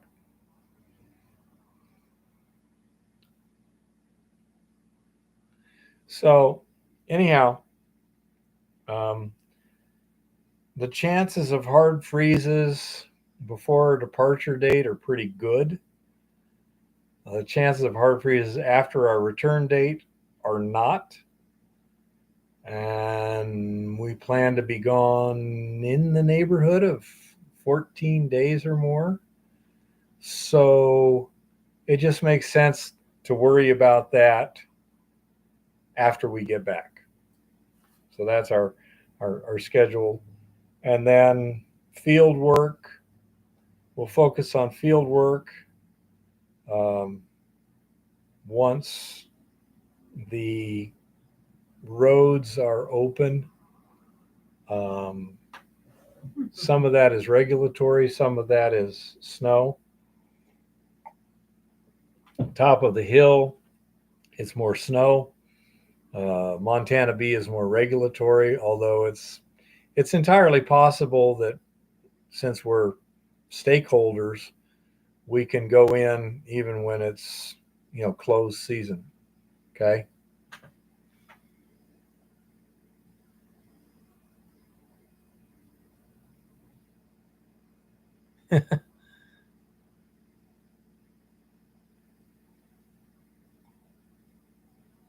What is a gray mineral in the ground? My rock is covered in.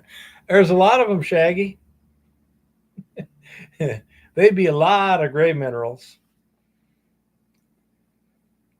You know, this is where the old timers used to have a lot of field tests.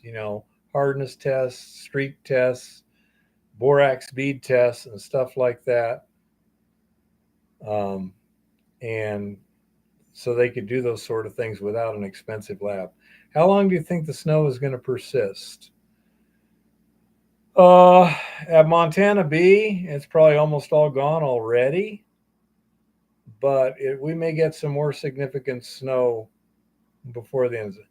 Almost certainly, we're going to get some significant snow the remainder of this winter here. Yeah, Rock, that sounds about right. How about Orpiment realgar? No, those are pretty brightly colored. Um, but anyhow, the I've got lots to do, just not lots of opportunity at the moment, which is getting rather annoying. But I am staying busy helping Lauren and doing some other research. Which reminds me, let me go back to that just a second and see if. No, I didn't get a response to that too.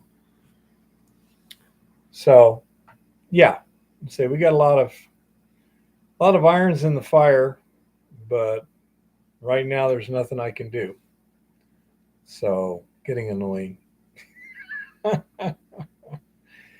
um,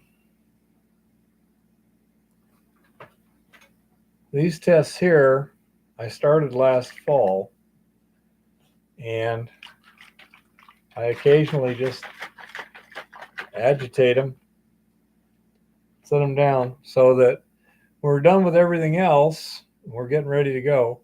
I'll take the solution samples out of those, see how much gold dissolved over the winter, and that'll give us a good idea of what the pad leach ultimate results would be.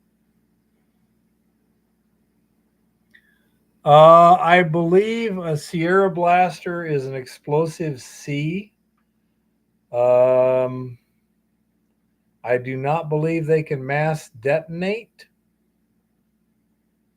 but my guess is they would be pretty similar regulatory wise as um, ammunition. Okay. So I would think you'd have to talk to the Sierra Blaster guy and see exactly what the deal. I would imagine he knows the answer to that question just off the top of his head. Okay. So that would, it's a legitimate question, but I suspect so. Because again, it's And say it's just one of those things that I don't know. And it's also, is it the boosters or is it the initiate? The main thing.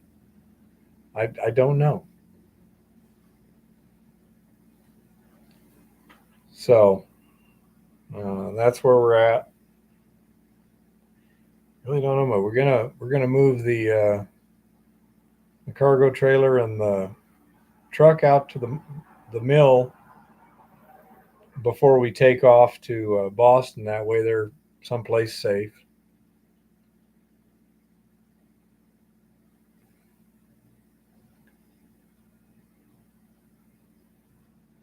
Well, you'd have to have documentation and stuff from that too, I imagine, Brian.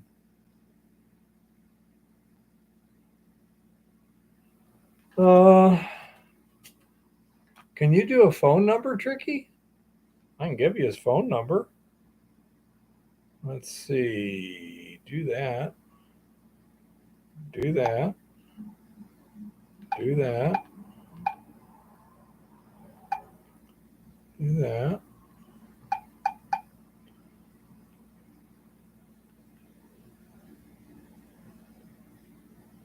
Okay. Are you ready, Tricky? Do you want a phone number? You're going to send an email, right?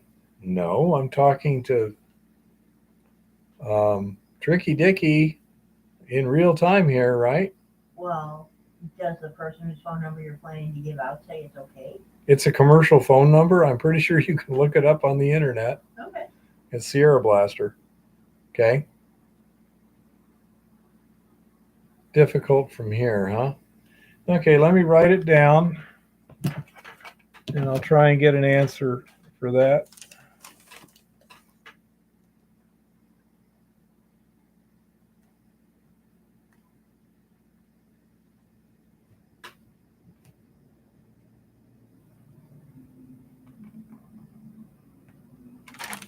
Okay, I got a note. So,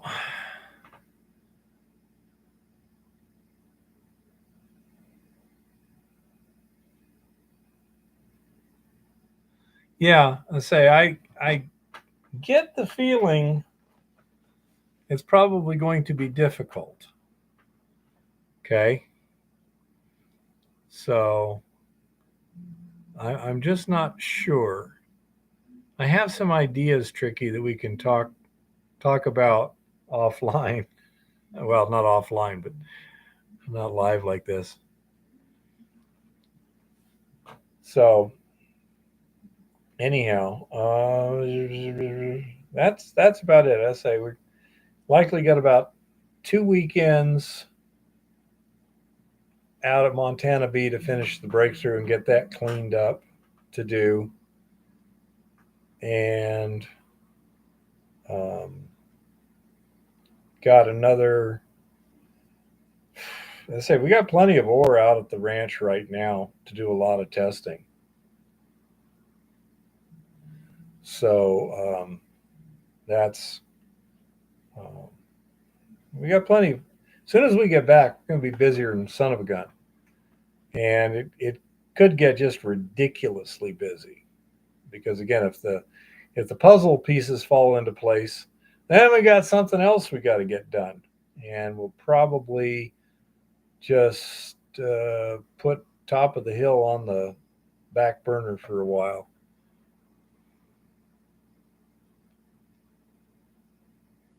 That sounds reasonable, Alex. Once I get it up and running, and once I get a few of the things kind of tested out, especially this new gravity circuit, once I get all that integrated, then it would be a good time to do a thing. I'd also be using my impact mill, which is different than the Stutenroth, which is what I've been using. So there's lots of things that we could do.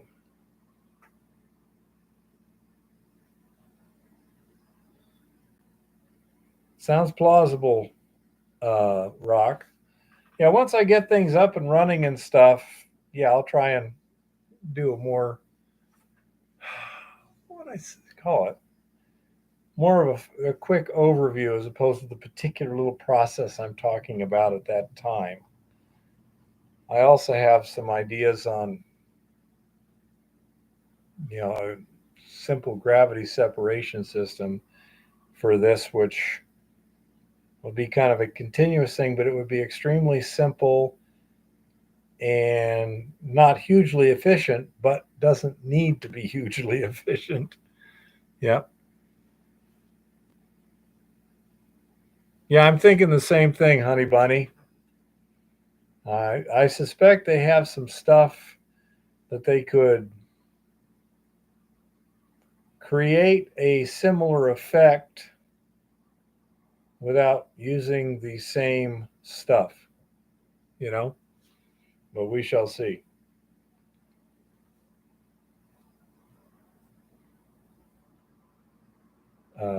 Anyhow, yeah, it's frustrating right now because, again, I got 4 more weeks of, yeah, that's fun to find in the Philippines, Brian.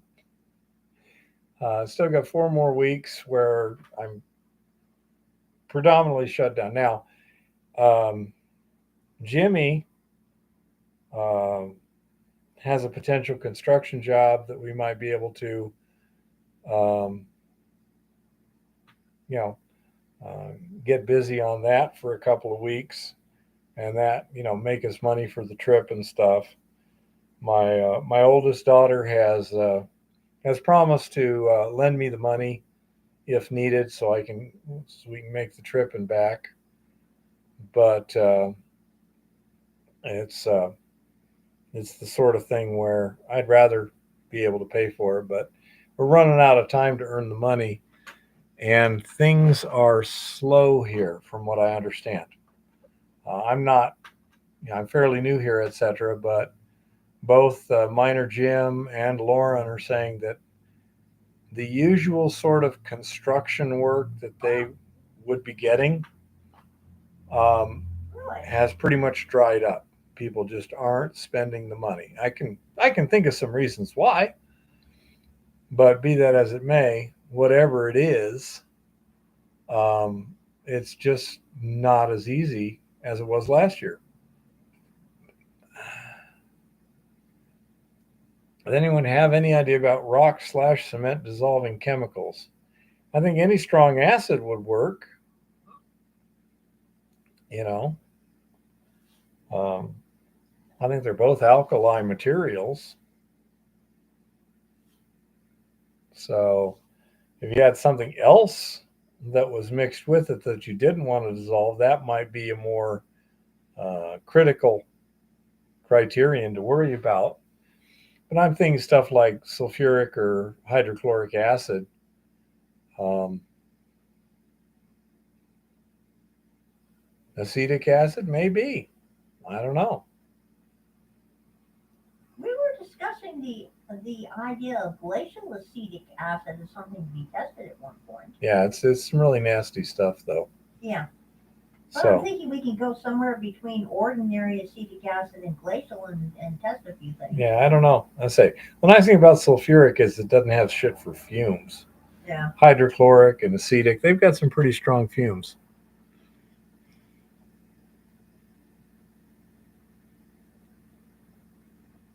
Say, I don't know. Depending on the quality of the concrete, it may be pretty easy to break up with a demolition hammer if that was safe. Not sure. Um, so, yeah, that's a possibility.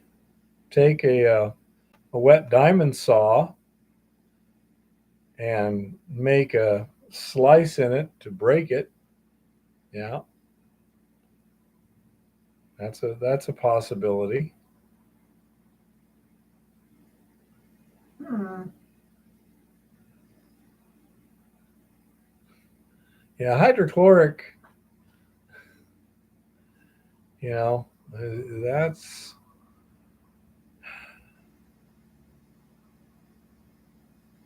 what would the hydrochloric do to clay, assuming you were in granite or something like that, Rock?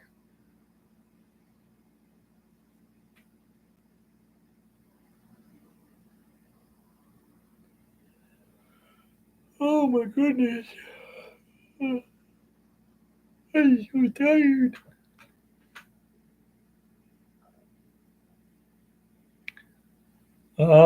I've heard similar sort of things. I've I understand that, Rock, but I'm unclear as to why you would use hydrochloric acid in any situation where you're in clay. I mean, what's the reaction? What does it do to clay that would make it easier to drill? Think of I can think of other things, but not. Yeah, I don't think it would do much.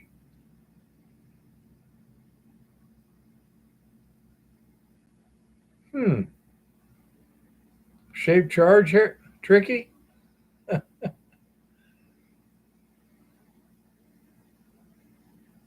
Yeah, that's some really nasty stuff, Brian. Sounds sounds like a plan to me, Rock. Yeah, I would consider, depending on the circumstances, a shape charge tricky. You can make a poor man's shape charge by just taking explosive and taking like a one of those conical shaped drinking cups, putting it down and building a thing on top. Put your initiator in the top of the cone. Yeah. So say that would possibly do some serious damage in a short bit of time without too much effort. Holy But of crap. course, it's not very discreet. For example, Holy crap. uh, yeah, I'll check on that, Tricky. Apple juice can, yeah, that would work. I'm a I'm kind of a purist, I want a cone instead of a thing.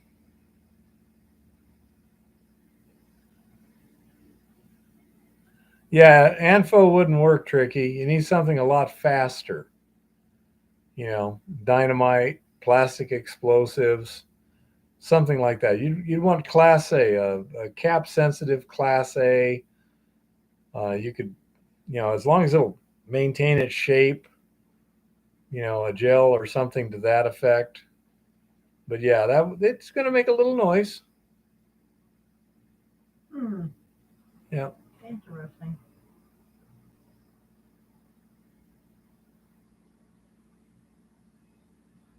Oh. So, yeah, I say it's just Anfo is highly useful for some things, but pretty much useless for a lot of things. So, especially something like that, you don't have the detonation velocity. How are you going to initiate it? And all kinds of things. Yeah, exactly. I agree with your list there, Honey Bunny.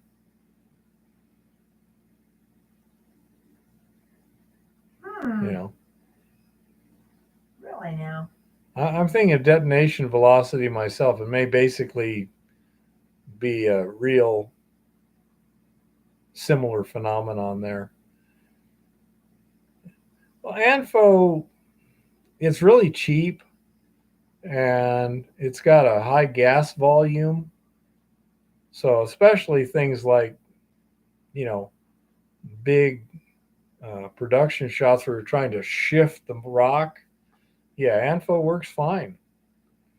Um, but yeah, it's got a high gas volume but a low velocity, and it would need containment for anything like that. Yeah, you'd want something else. Definitely want the high velocity. There's a lot of possibilities. That's not one of them. Oh, Are you going to do anything, little one, or? I can if you're done talking about mine. I'm pretty much done. I'm just yakking right now. I can do something short and sweet. Oh. Hi, everybody. Oh.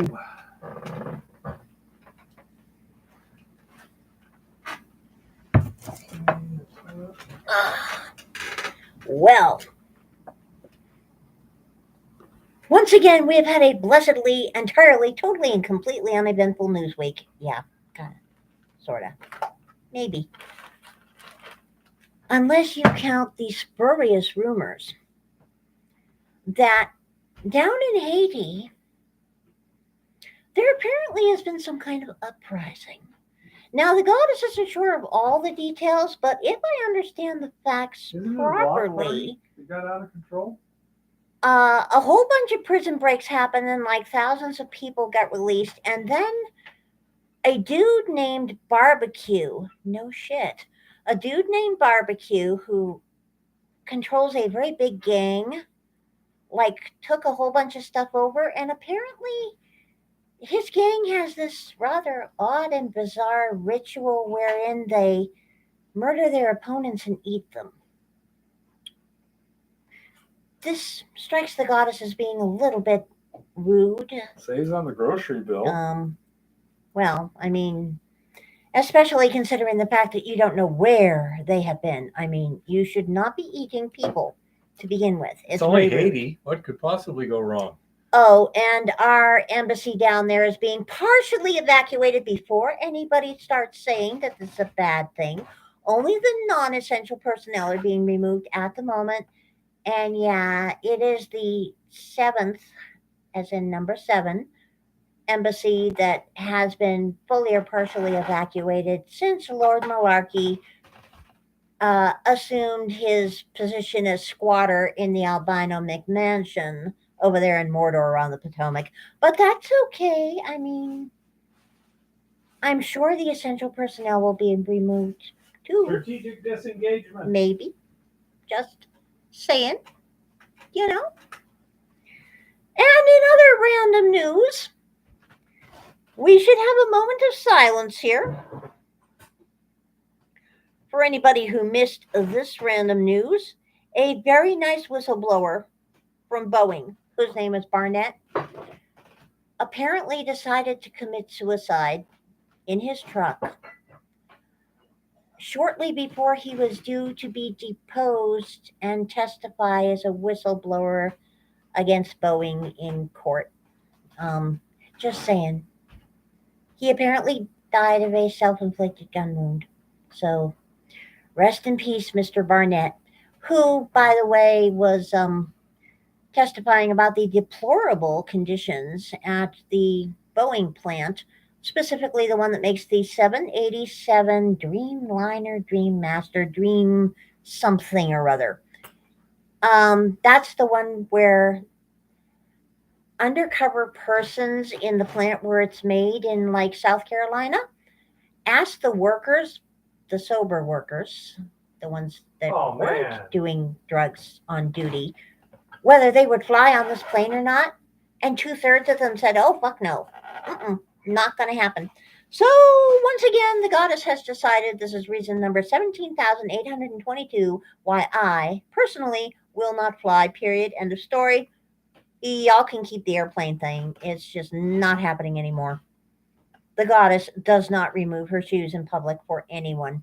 And the goddess will not fly on airplanes. Airplanes have gotten really disgusting lately. Just saying. But that's where we are in that regard. Oh, and our economy is about to go to new and unimagined heights. If the newest budget bill passes, we are entering historic and unprecedented territory. Because this bill, get this new budget is asking for 7.3 trillion with a T dollars. Really? Absolutely. And it's asking for 5.5 trillion with a T in new taxes. Now, the goddess seems to be having a blonde moment in the math department.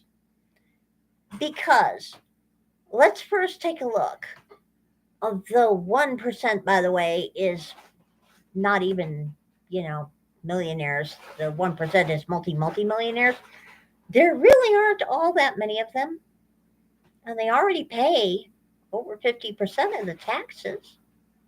Okay? The top 10% pay over 80% of the taxes. Now, it should be noted that during the State of the Union the other night, Lord Malarkey declared that all the billionaires with a B, of which there really aren't that many, should be paying 25%. Okay? Well, this is just not mathing well. If supposedly ordinary people, meaning the people that are, making a couple of $100,000 a year or less, are not going to be paying any more taxes, and they may actually be paying less taxes. But we're seeing an increase in taxes of 5.5 trillion with a T if this budget passes.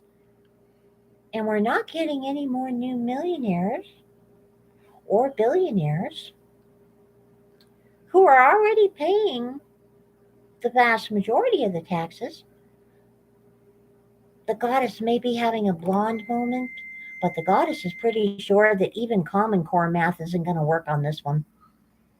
Just saying. I don't know if this is. It's looking a little bit unhopeful in that regard. Speaking of numbers, since it's not on the board back there, 34 trillion with a T, 502 billion with a B, 890 million with an M, and the rest of the numbers are going up too fast for the goddess to say. That's where we are right now. Just saying. The mainstream media finally noticed that at this rate of consumption, we're adding 1 trillion with a T dollars to our deficit every 100 days. It was nice of them to notice, especially since the number is actually going up a little faster than that. Just saying. And if you missed the Oscars last night, you didn't miss anything. Well, the other night or whenever the Hollyweird Love Fest happened, you didn't miss a damn thing because, of course, as usual, things were bizarre and unaccountable in Hollyweird. Things are bizarre and unaccountable in many places at the moment. Just saying. Just, saying in that regard. Meanwhile, it should be noted that gold is doing some interesting things. As of today, gold was at $2,110.80 an ounce. Silver was at $24.42 an ounce. That's up a little bit here. Platinum at $934, palladium at $1,014, and rhodium at $4,250. Yeah. At one point earlier, last week, the end of last week at some point, gold actually went over 2,200 for a while and closed at an all-time high and was looking pretty darn good. So we shall see what we shall saw. But it does appear that gold may be holding a new floor. Now, in the matter of the Bitcoin, yes, Bitcoin and other cryptos are doing bizarre things. What else is new? Cryptos are always doing bizarre things.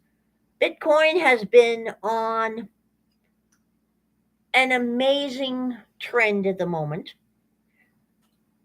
It has reached new all-time highs above $72,000. Now the goddess wants to say this. The goddess does not believe in digital anything, okay? This is ones and zeros that are backed by nothing but debt instruments. So it's even worse than fiat currency. It is imaginary fiat currency. The goddess would have bet that wouldn't exist outside of being a quantum thing. But it's Schrodinger's money, okay? If you're going to diversify into this particular vehicle, remember the cardinal rule that really applies in this case is if you don't hold it, you don't own it. So get what's called a cold wallet or a hard wallet. This is a little device for holding your ones and zeros that is not connected to the internet except for the seconds in which you're taking the money off the internet and putting it in the wallet. Many of these wallets will hold dozens of different types of currency for you in terms of the cryptocurrencies and various altcoins and other bizarre and unaccountable things. Now, these wallets will have a public key and a private key. You don't ever want to lose the private key because if you lose the private key, getting a hold of your money and getting it off there can be very, very difficult, as in impossible. So, do not store your crypto stuff in online repositories like Coinbase. The only reason the goddesses accidentally acquired and none paid for coins are on Coinbase at the moment is because Coinbase wanted more ID for me to get them in my bank account than my bank wanted to open an account. And I refuse to give them that information. Period. End of story. And I refuse to spend the amount that it would cost to buy a cold wallet to transfer all this stuff onto a cold wallet because I didn't pay for it to begin with. I got it all for free. I'm not going to pay money to keep it, and that's all there is to it, okay? But if you like Bitcoin, according to the tinfoil hat community that pays attention to this, major players are lining up for an epic pump and dump in Bitcoin. So this is not exactly the time to buy. The time to buy is after it goes through another one of those random times where it loses ten or $15,000 and everybody freaks out. That's going to be the time to pick up some. The goddess is more fond of Ethereum because at least Ethereum can be used for smart contracts and actually physical things as opposed to Bitcoin. But, that's just my personal opinion. So Bitcoin is still doing Bitcoiny things. We shall see how long that lasts. But the goddess will say that the people she knows are figuring the dump is going to be anywhere between about 85,000 and just over the 100,000 mark. If it passes the 100,000 mark, then we shall see what happens at that point. It will be interesting to see. But no, the goddess does not approve of anything that is not physical money. The goddess likes silver. The goddess likes gold. The goddess only likes fiat because there's something hilarious and internally satisfying about being able to exchange worthless and progressively uglier appearing debt instruments for actual physical assets. It's just kind of funny. It really is. Which is why I like silver and gold, because at the moment they're still basically relatively on sale. It should be noted that New York Consumer Bank is still circling the drain. The last the goddess checked, shares of stock were running around $2, $3 and something. It should also be noted that the mainstream media noted that the people that were taking out their money from New York Consumer Bank, this does not mean a bank run. They're just taking their money out because they're being kind of silly individuals. We all know that the FDIC is going to completely cover the entire mess, and it's all going to be memory hold. Just like all the other bank failures have been memory hold. Just like the growing number of credit unions that are being managed by NCUA are being memory hold. Funny how that happens. We shall see what we shall saw in that regard. Meanwhile, de-dollarization is not just a wild conspiracy theory. Yeah, maybe not. So what's driving the recent gold rally? As with any bull run, there are many factors. Hope that the Federal Reserve is about to get the easy money gravy train back on the track, being chief among them. However, I have speculated that one of the underlying reasons for the recent rise in the price of gold is the de-dollarization driven by the weaponization of the dollar. You might find this idea far-fetched, but it isn't as fringe as you might think. One thing is certain, somebody's buying gold right now. The yellow metal set a record of just over $2,195 per ounce last week, and records aren't just falling in dollar terms. Gold made 50-year highs versus three-quarters of major developed and emerging market currencies last week. I don't think it's a coincidence that gold prices started breaking records not long after the U.S. Treasury Secretary Janet Yellen turned heads by brazenly calling for liquidating frozen Russian assets totaling around 300 billion with a B and using the proceeds to help rebuild war-torn Ukraine. Economist Jim Rickards floated a similar belief in a post on the platform formerly known as Twitter, saying he has no doubt one of the main drivers for the gold rally is the push to steal from Russia. And he picked up on the broader implications, saying once treasuries are unsafe, euro and yen notes don't look any better. Countries are going for gold. This is a mere speculation. Central bank gold buying has been on a record pace for more than 2 years. Of course, it's not unreasonable to conclude that using the dollar as a foreign policy hammer could make countries wary of holding dollars. Well, no shit, Sherlock. Still, you might think this is a far-fetched theory held by contrarians and conspiracy theorists. Nevertheless, similar thoughts have occurred to people more in the mainstream. Bloomberg macro strategist Simon White recently published an article noting central banks are accumulating gold in an effort to diversify away from the dollar. White notes two reasons central banks are abandoning dollars for gold. First, despite the Federal Reserve's efforts, inflation isn't beat. Well, no shit, Sherlock. White points out persistently large fiscal deficits threaten to further erode the real value and lead to more inflation. Well, that's a bizarre and revolutionary concept now, isn't it? Central banks everywhere are quite possibly uneasy about owning too many dollars when the U.S. is running large inflation causing fiscal deficits. The dollar is structurally overvalued on a purchasing power parity basis versus the main DM currencies. White says the trend toward dollar underperformance in the coming years. Dollar underperformance. That's a very strange term. Second, countries, particularly those on less friendly terms with the U.S., so like three-quarters of the world at this point, are watching how the U.S. handles Russian assets, and it's making them nervous. Well, no shit, Sherlock. White called the worry about the weaponization of the dollars the dominant reason central banks are turning to gold. Central banks want gold as it is a hard asset, not part of the financialized system when owned outright.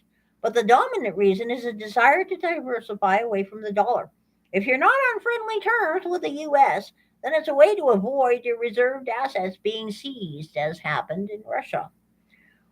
White notes central banks are buying gold even as institutional investors continue to spurn the yellow metal with ETF gold holding dropping.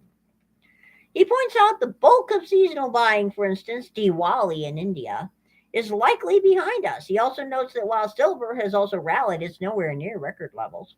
It is therefore a reasonable supposition the official sector, i.e., central banks, has been a significant driver of gold's recent ascent to new highs.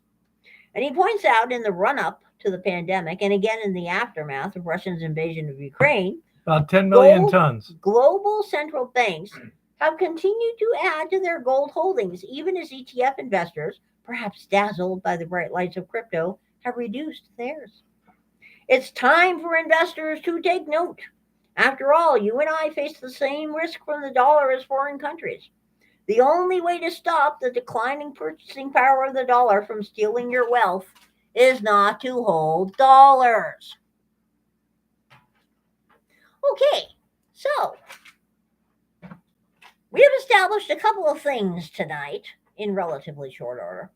Number one, our government has managed to go even further away from a sane economic stance than it had.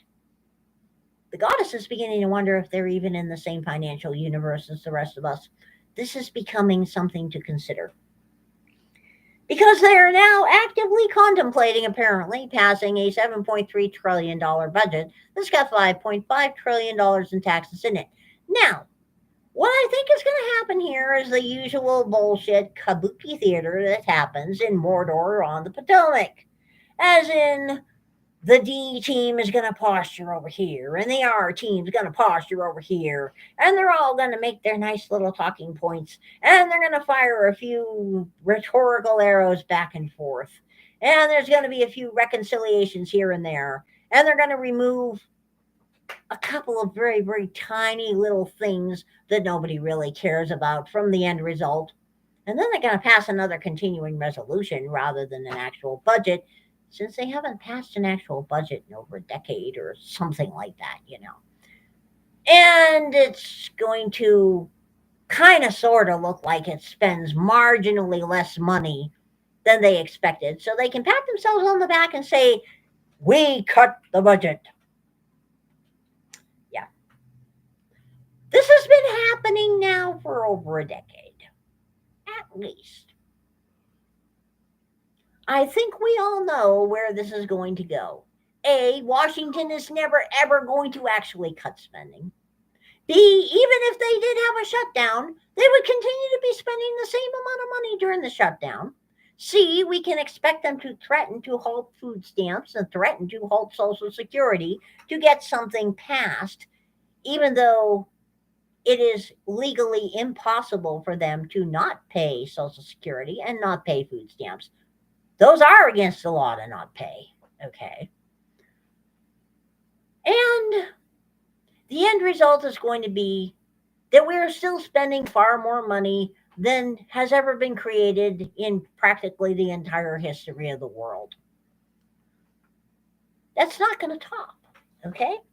This is not going to stop, which means the debt instruments that are in your pocket, that's not money, it's currency, and it's a debt instrument. The debt instruments that are in your pocket, regardless of what country you happen to be sitting in at the moment, are becoming worth less every single day.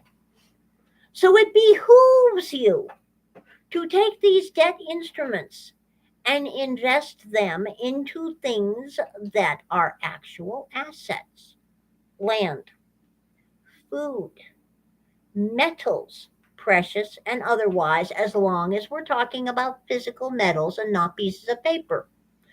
Stocks, if you can find a stock in a company that actually is not, that is properly valued.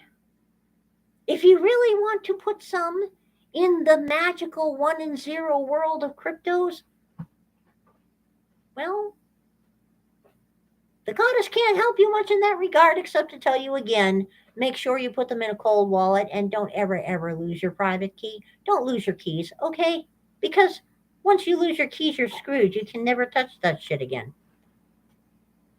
But the thing is, this is probably the worst time to actually have your fiat sitting someplace, because it is losing value even as we speak. The longer you have it sitting somewhere, since none of these investments, except for maybe crypto, and that's not even an investment, are keeping up with inflation, much less surpassing it, the worse off you are. So let's look at some of the things that were lied about in the State of the Union address. The one where they said the economy is in the best shape ever and, prices are coming down. In most parts of the country in the past year, overall food prices for the average American household went up about 19%, which means if you invested your dollars, your fiat debt instruments in your pantry is giving a better return on investment than the stock market. Yes, indeedy. Your pantry is giving you an amazing return on investment. It's actually exceeding inflation at the moment. Believe it or not, gold and silver are good to invest for this too. Land in most places is good to invest in this. Your money needs to be put into real things because the way things are going, real things may decide to start randomly disappearing again, the way they did during the great COVID lockdown madness. Or real things may suddenly be priced right out of your worldview. A lot more people are beginning to talk about that too. People are beginning to talk about the fact that, yeah, remember the Kellogg CEO that said, just eat cereal for dinner? Well, some people actually did the math on that and discovered that in a lot of parts of this country, it is cheaper to eat hamburger at the moment than it is to eat cereal for dinner. Okay. In terms of nutritional value, that was really, really bad advice. In terms of economic value, it was also really, really bad advice. More people are discovering, and people will continue to discover, that, yeah, the loss of value in your fiat is becoming noticeable. When the loss of value in your fiat becomes noticeable, this is going to start worrying even the stupid people. Then it becomes a question of what are the stupid people going to do? Well, we're seeing what the stupid people are doing. Like in parts of the country where it's now no longer criminal to steal $1,000 worth of stuff because, where people have now decided to start adopting the morality that it is perfectly okay to steal groceries from corporations like Walmart because corporations. And Walmart, as a matter of fact, is now talking about a new grand scheme where you will not, in certain parts of the country, where you will not be able to use the self checkout unless you're a Walmart Plus customer that has been certified for scan and go. Because of the people putting out viral TikTok videos showing them putting packages, the UPC code from packages of Kool-Aid over the code on boxes of Huggies so that they can steal a box of Huggies diapers, pay 34 cents for it. Yeah, that is where we are in this world. That people are bragging about all the different ways they engage in theft at their local supermarkets and Walmarts. And other people are validating them and saying this is a great idea. We are now at the point where Taco Bell in the Oakland, California area is closing most of their lobbies and going drive-through and cashless only. Big signs all over the Taco Bell saying no dine-in, drive-through. Big signs in the drive-through that say credit and debit cards only. There is no cash here. That's not going to get any better, folks. Just saying. That ain't going to get any better. Especially not when the dust settles from the newest budget mayhem going on in Mordor on the Potomac. Because those people have fully embraced the concept of Schrodinger's money. They seriously seem to think that if they allow a figure to exist in a cloud of probabilities until the moment they freeze it, that they can just will all this into existence. It's bizarre. I always knew our public officials were a little bit nuts, but they're getting nutser by the day. You never know with these people. You really don't. Meanwhile, this is a great time to stock your pantry. This is also a great time to make needed repairs on your car because there are some shortages coming up in newer vehicles, and there are problems with car parts showing up again or are beginning to be noticeable. This is a good time to stock the pantry. This is a good time to back up the truck at your local coin shop and buy yourself some gold and buy yourself some silver. This may even be a good time to get some lesser valued crypto things and put them on a cold wallet somewhere that you hold the private key to and you make sure you don't lose it. This might be a good time to buy some land, though the goddess would probably wait another year and a half or two for the housing market to continue its crash. This is also not a good time to buy a new car. The goddess would wait another year or so for the car market to continue its crash. Just saying. And as always, if you don't hold it, you don't own it.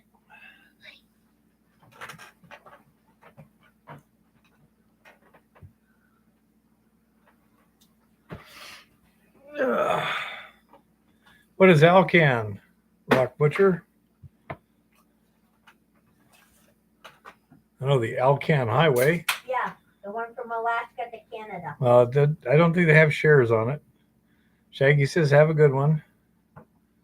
Good night. Mr. Virtue says, thanks. Oh. Honey Bunny says, good night. Oh. Okie dokie. Get me some Ugh. cottage cheese and salsa. Yeah, it's okay, so kind of like Alcoa, but in Kazakhstan. Okay. Anyhow, it's getting interesting to keep track of what's going on. Sometimes it's pretty humorous. I remember there was something today I told Lauren about. I forget what, but a couple days ago there was one video I was watching. It was from Chicago, and there was an off-duty police officer. She was breaking up an altercation. Everyone had gone away except for one guy. As she started walking away, he grabs for the gun in her belt, and they're fighting over it. And it was a surveillance, but they had audio. And she's like, I'm gonna shoot you. I'm gonna shoot you. And he goes, well, then you're gonna have to shoot me. And she goes, okay. Bam, bam. You shot me. I told you I'd kill you. It's like, oh man, that's hilarious. Well, yeah, it probably makes you feel right at home, right, honey bunny? Yeah, it was. It was hilarious, man. I couldn't believe it. There was something today that was also pretty hilarious. I forget what it was, but it was similar level of humor, but it's totally different subject. I forget what it is. Oh, yes. Pretty hilarious. Okay. Pretty much, honey bunny. Oh. So, that's basically what's up. Eve and I are going to be taking off around the 11th, and we'll be frolicking across the country, sleeping in the back of the van. Plan on meeting Rock Butcher and Jason from Flower Gold Wizards, and then we'll scoot on over and going to try and do a live stream from the road. If nothing else, just to see if I can make it happen. That would be kind of cool. And then we'll be in Boston for a few days. Then we'll be headed back. And then we're going to get working. Work. Lots of stuff to do. That's about it. We'll be careful where we're sleeping. You know, there may be certain well-frequented rural rest stops or some truck stops. That'll be the normal thing. And So we'll be careful. No, I don't think so, honey bunny. We're going to be. It's a long trip. It's 2,500, well, 2,700 miles on the way over because we're diverting a little bit to get to Rock and Jason. And then from Jason's house, instead of going the very fastest route, we're going to go up north a little bit and back over because it's a much more scenic route. It's not going to add too much to the mileage. But yeah, we're going to be going high speed, low drag, and minimum fuel costs, especially as we're just not.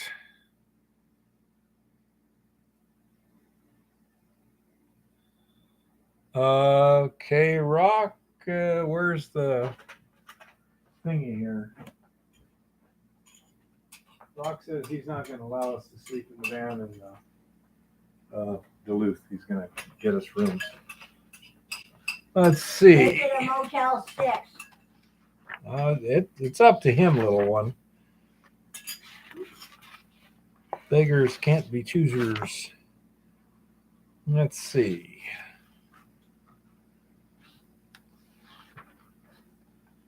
British Columbia. There's Idaho. There's Montana. There's North Dakota. And there's Duluth. So looks like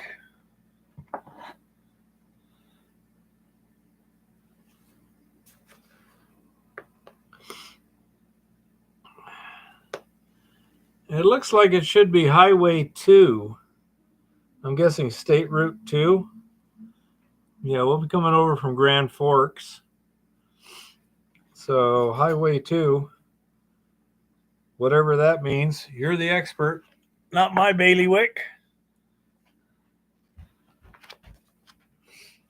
Appreciate it, Rock. Thank you. Oh. So, okay. We're not real picky, you know us. It's kind of an adventure. Yeah, exactly, honey bunny. Oh, they're supposed to be tentatively launching the what do you call it? Starship on next Thursday. Was it 3 days from now or something? Tentative launch date. That should be kind of interesting. It's always fun when SpaceX lights something up because it always does something interesting. Either works beautifully or gives you a hell of a show. Either way, get out the popcorn. So, anyhow, that's our evil plan, and we'll take video. I also apologize to everyone. I forgot we made 15 feet of ladder track a couple days ago, and I forgot to take any video whatsoever. So it would have been pretty simple. It's not that complex anyhow, but it would have been nice to make a video. Well, the thing is, right now we're pretty short of money, honey bunny, because the economy is so slow. The sort of stuff that we usually get jobs that we could pick up and do somewhere in the winter ain't happening right now. And my youngest daughter is going to front us whatever money we need. If something comes through here pretty quick, we might not need anything, but we will have a backup plan. As long as I've got a backup plan, I can, go pretty stress-free. And we should have a fun trip. We're going to avoid the big cities, go around them on the freeways and make sure we got plenty of gas to get well to the far side before getting off the freeway. They usually don't do anything to you while you're driving 70 miles an hour. That's you're pretty safe. So that's our evil plan. And sometime on that Monday, 4 weeks from now, um, when we're should be near Toledo, Ohio. We'll try and pick a truck stop or something where we can pull over and log on to some Wi-Fi, or maybe Eva's cell phone or whatever. But and do some kind of a live stream from the road just to see how that works. I don't think the battery in this computer works either, so it'll have to be plugged in. But what the hell? And once we're in Boston, have to bring along one of those things that we use in bugs that plugs into the cigarette lighter. huh? Well, the thing that we have in bugs that plugs into the cigarette lighter, yeah. Yeah. Maybe, Rock. Say we shall see. I can just do some video too, and then upload videos, whichever works best. Because Saturday's not our usual live stream day, but we'll play it by ear.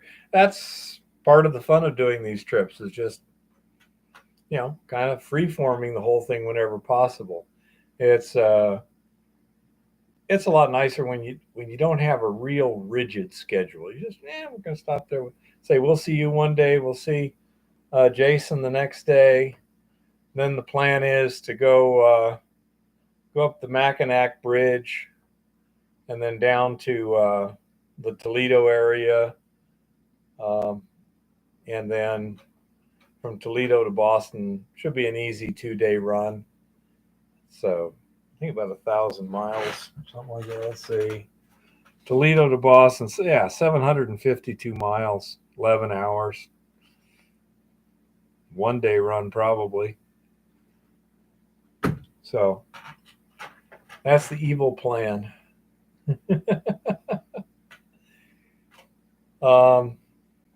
And then once I get back, we should be busy, busy, busy.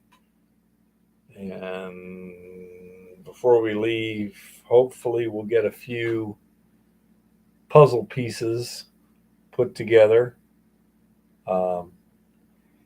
Well, on our way over there, Mr. Virtue, we're going to have, keto bread and sandwich makings and stuff like that, and just take it easy. And um, it's kind of an intellectual exercise too, in terms of putting ourselves in an unusual situation and then adapting to it, and seeing how well we, make things work smoothly, and this and that and the other. So it's, I don't know, kind of a fun exercise in that way, as long as things don't go all to hell while we're on the road, which would be rather annoying. But we'll just have to take a little bit of chance. Sometimes you can't just sit around in a catatonic stupor. Well, you could, but it's not much fun. Lauren's getting that truck together. It's starting to look pretty good now. Still waiting for a few small parts. We fired up the engine the other day. It's running good. Got probably another day or two of little stuff, getting some additional wiring in and things like. Yeah, hard-boiled eggs is good for road trips like this, because we've got to keep our carbohydrates down. Oh yeah. Before we leave, we're going to be cooking up all any eggs that are left in the house. She's thinking of cooking them before we go. Oh yeah, we like traveling, Rock. I'll say the little minivan, as far as I know, it's running okay. I've got I'll have a modest but fairly complete toolkit. And one thing I got to do is check and see, what do I need to slack the tensioner on the serpentine belt. And so if I need to change that, I'll have the tool on it. I think I may need a 1/2-inch wrench, and that's not in the little toolkit I've got. So I may need to go with a 1/2-inch socket set too. but I'll have to check that out. Change the oil, you know the routine. We got one significant repair to do. We got to figure out where that coolant leak is near the top of the radiator.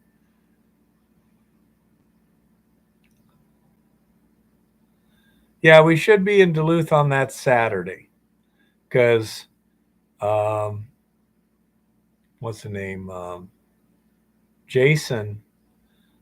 He's got a pretty tight schedule. He's got a work schedule and this and that, so he doesn't have a lot of flexibility, and we want to be there on Sunday. So Saturday is a pretty firm date. So that's our evil plan, and probably leave here Thursday is my plan. Thursday, because from Helena to Duluth is 1,052 miles. And that way we can just cruise gently, not worry about it, get into Duluth sometime in the morning or midday, meet up with you, Rock, and go from there. Really looking forward to meeting your wife.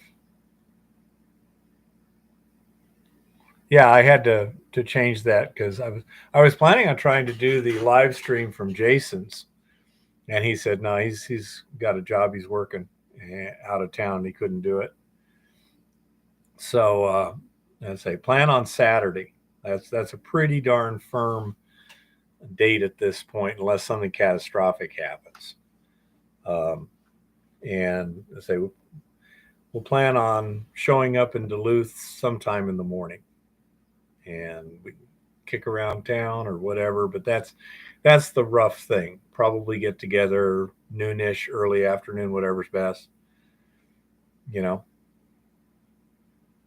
So that should work out. And I say, really looking forward to meeting your wife. She sounds like quite a person. And that's about it. And you can also look at we're going to have some rock samples. I plan on having some crushed rock from both Montana B and Top of the Hill and Roger Rock. And then we can, you can look at some of that stuff too. We'll have some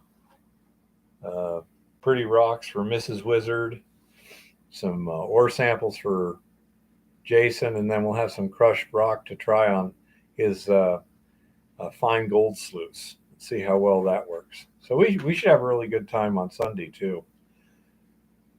So yeah, and then yeah, we'll have 3 days pretty busy. You on Saturday and Jason on Sunday, and then try and do a live stream on Monday.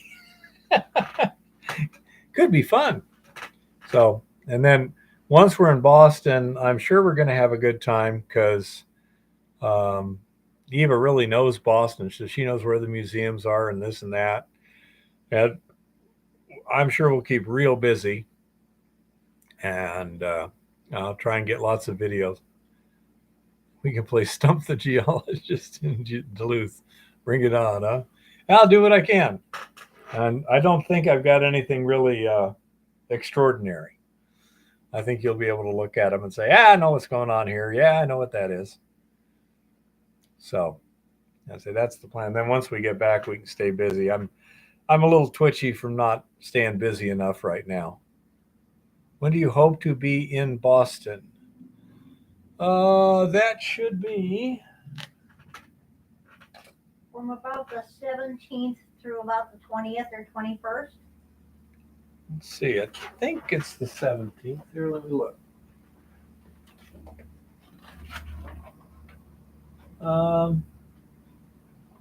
We should be there the 17th through about the 20th, 21st, around in their poker face.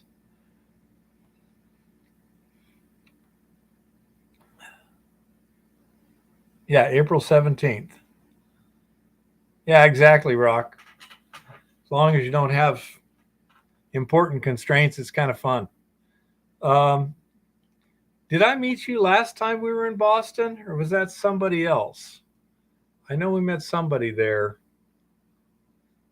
What was that, about 4 years ago? Yeah, I think it might have been 4 or 5 years. And so I say we should be there. We'll be there about 4, maybe 5 days. And then we'll head back. And yeah, that would be fine, Poker Face. Uh,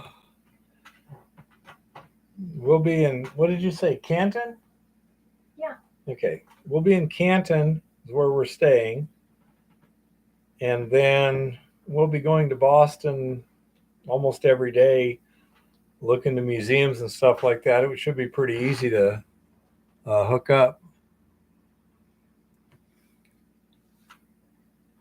Be happy to see you. Oh, I got to try and remember, little one, to take my rock samples too, so I can show everybody. No problem. We like going on the road and meeting people and doing new things. It's fun.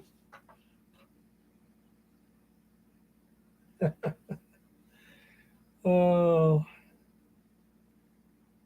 I hope everyone enjoyed the presentation tonight on the milling and everything. You can thank um, it was Lars, and who was that other person? Lars, Jeff Bybee, maybe, I don't know, but anyhow, um, they were here before the live stream started and asked some questions, and so it's like, yeah, I'll go ahead and do a more detailed thing on that. Absolutely, and I thought it worked out very well. I was very happy with that. Um, Questions really seem to drive the conversation well, so I appreciate when they show up. Oh, can't do the chips because they're too high a carbohydrate.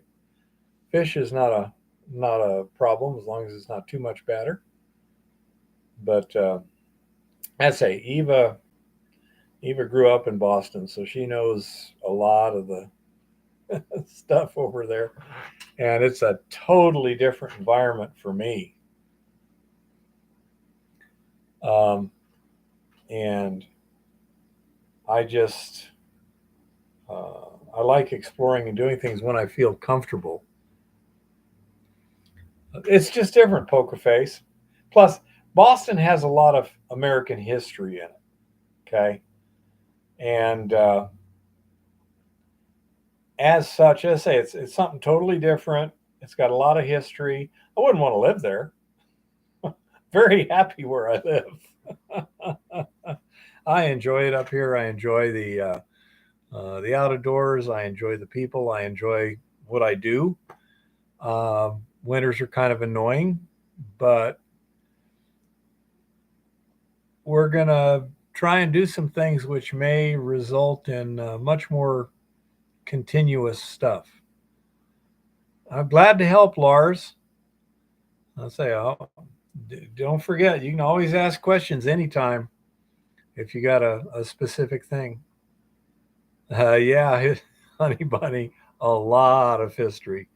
Absolutely. That was just way cool. But what made it really cool was Eva, because I had someone that I knew, I really enjoyed being with and stuff, and she knew everything. I felt very, very safe and comfortable because she knew where was safe, where was not safe, this, So that, and the Ryan other. is going to be taking us to some places that normally would not be safe.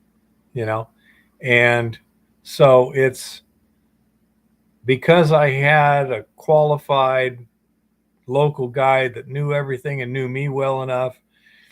It was really quite an excellent experience. I'll definitely take a lot of video and stuff. But yeah, it's again, it's a very special town, but I would not want to live there. And the specialness to me is not living there; it's just the history, the museum. The museums are I mean, I'm from Arizona. The museums we have in Arizona, compared to the museums in Boston, kind of like, I don't know. Best we have would be a Toyota, and Boston's got Lamborghinis and Rolls Royces. You know, uh, you bet you, Mr. Virtue. Thank you for showing up and all your help. Appreciate it. Oh, anything else, anyone, before we all wind it up here tonight? I'm glad you showed up, Rock, so we could get things penciled in. Oh.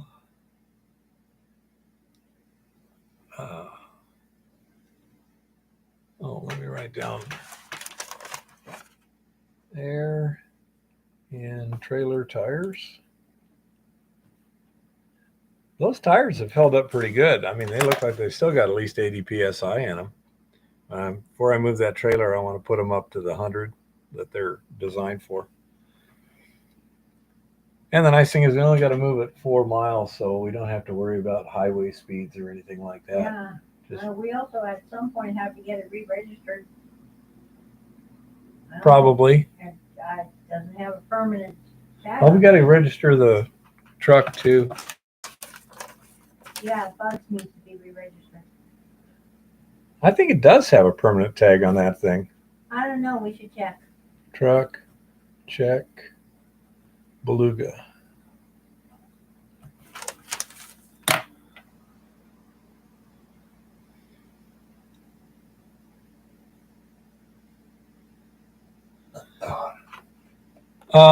The keto bread that we do tastes very, very similar to regular bread. I mean, it's more like homemade bread than a lot of commercial breads I've had. This is Fran's bread. It's the keto white. They have a keto, what is it, seeded? Multi-seed, which tastes good too. It's totally different taste. Night Lars. Thank you, Honey Bunny. See, it all works out, Rock. Oh yeah, I got to register the truck. I got to check on the van too. Let me make sure.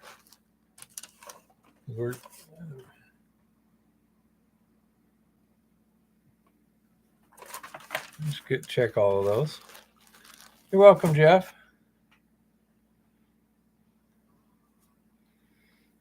Yeah, we've been there, Poker Face. Just the museum is a museum piece, so to speak. Yeah, it's amazing. I'd like to spend a little more time maybe at the Harvard Museum of Natural History too. That was special. I'm sure there's more than enough stuff to keep us busy every second we're there. Well, we're going to see if the Christian Science Mother Church is open this time. Okay, we'll find out. Anyhow, so thank you, and thank you, Honey Bunny, for your thing there. So happy prospecting and keep it safe out there.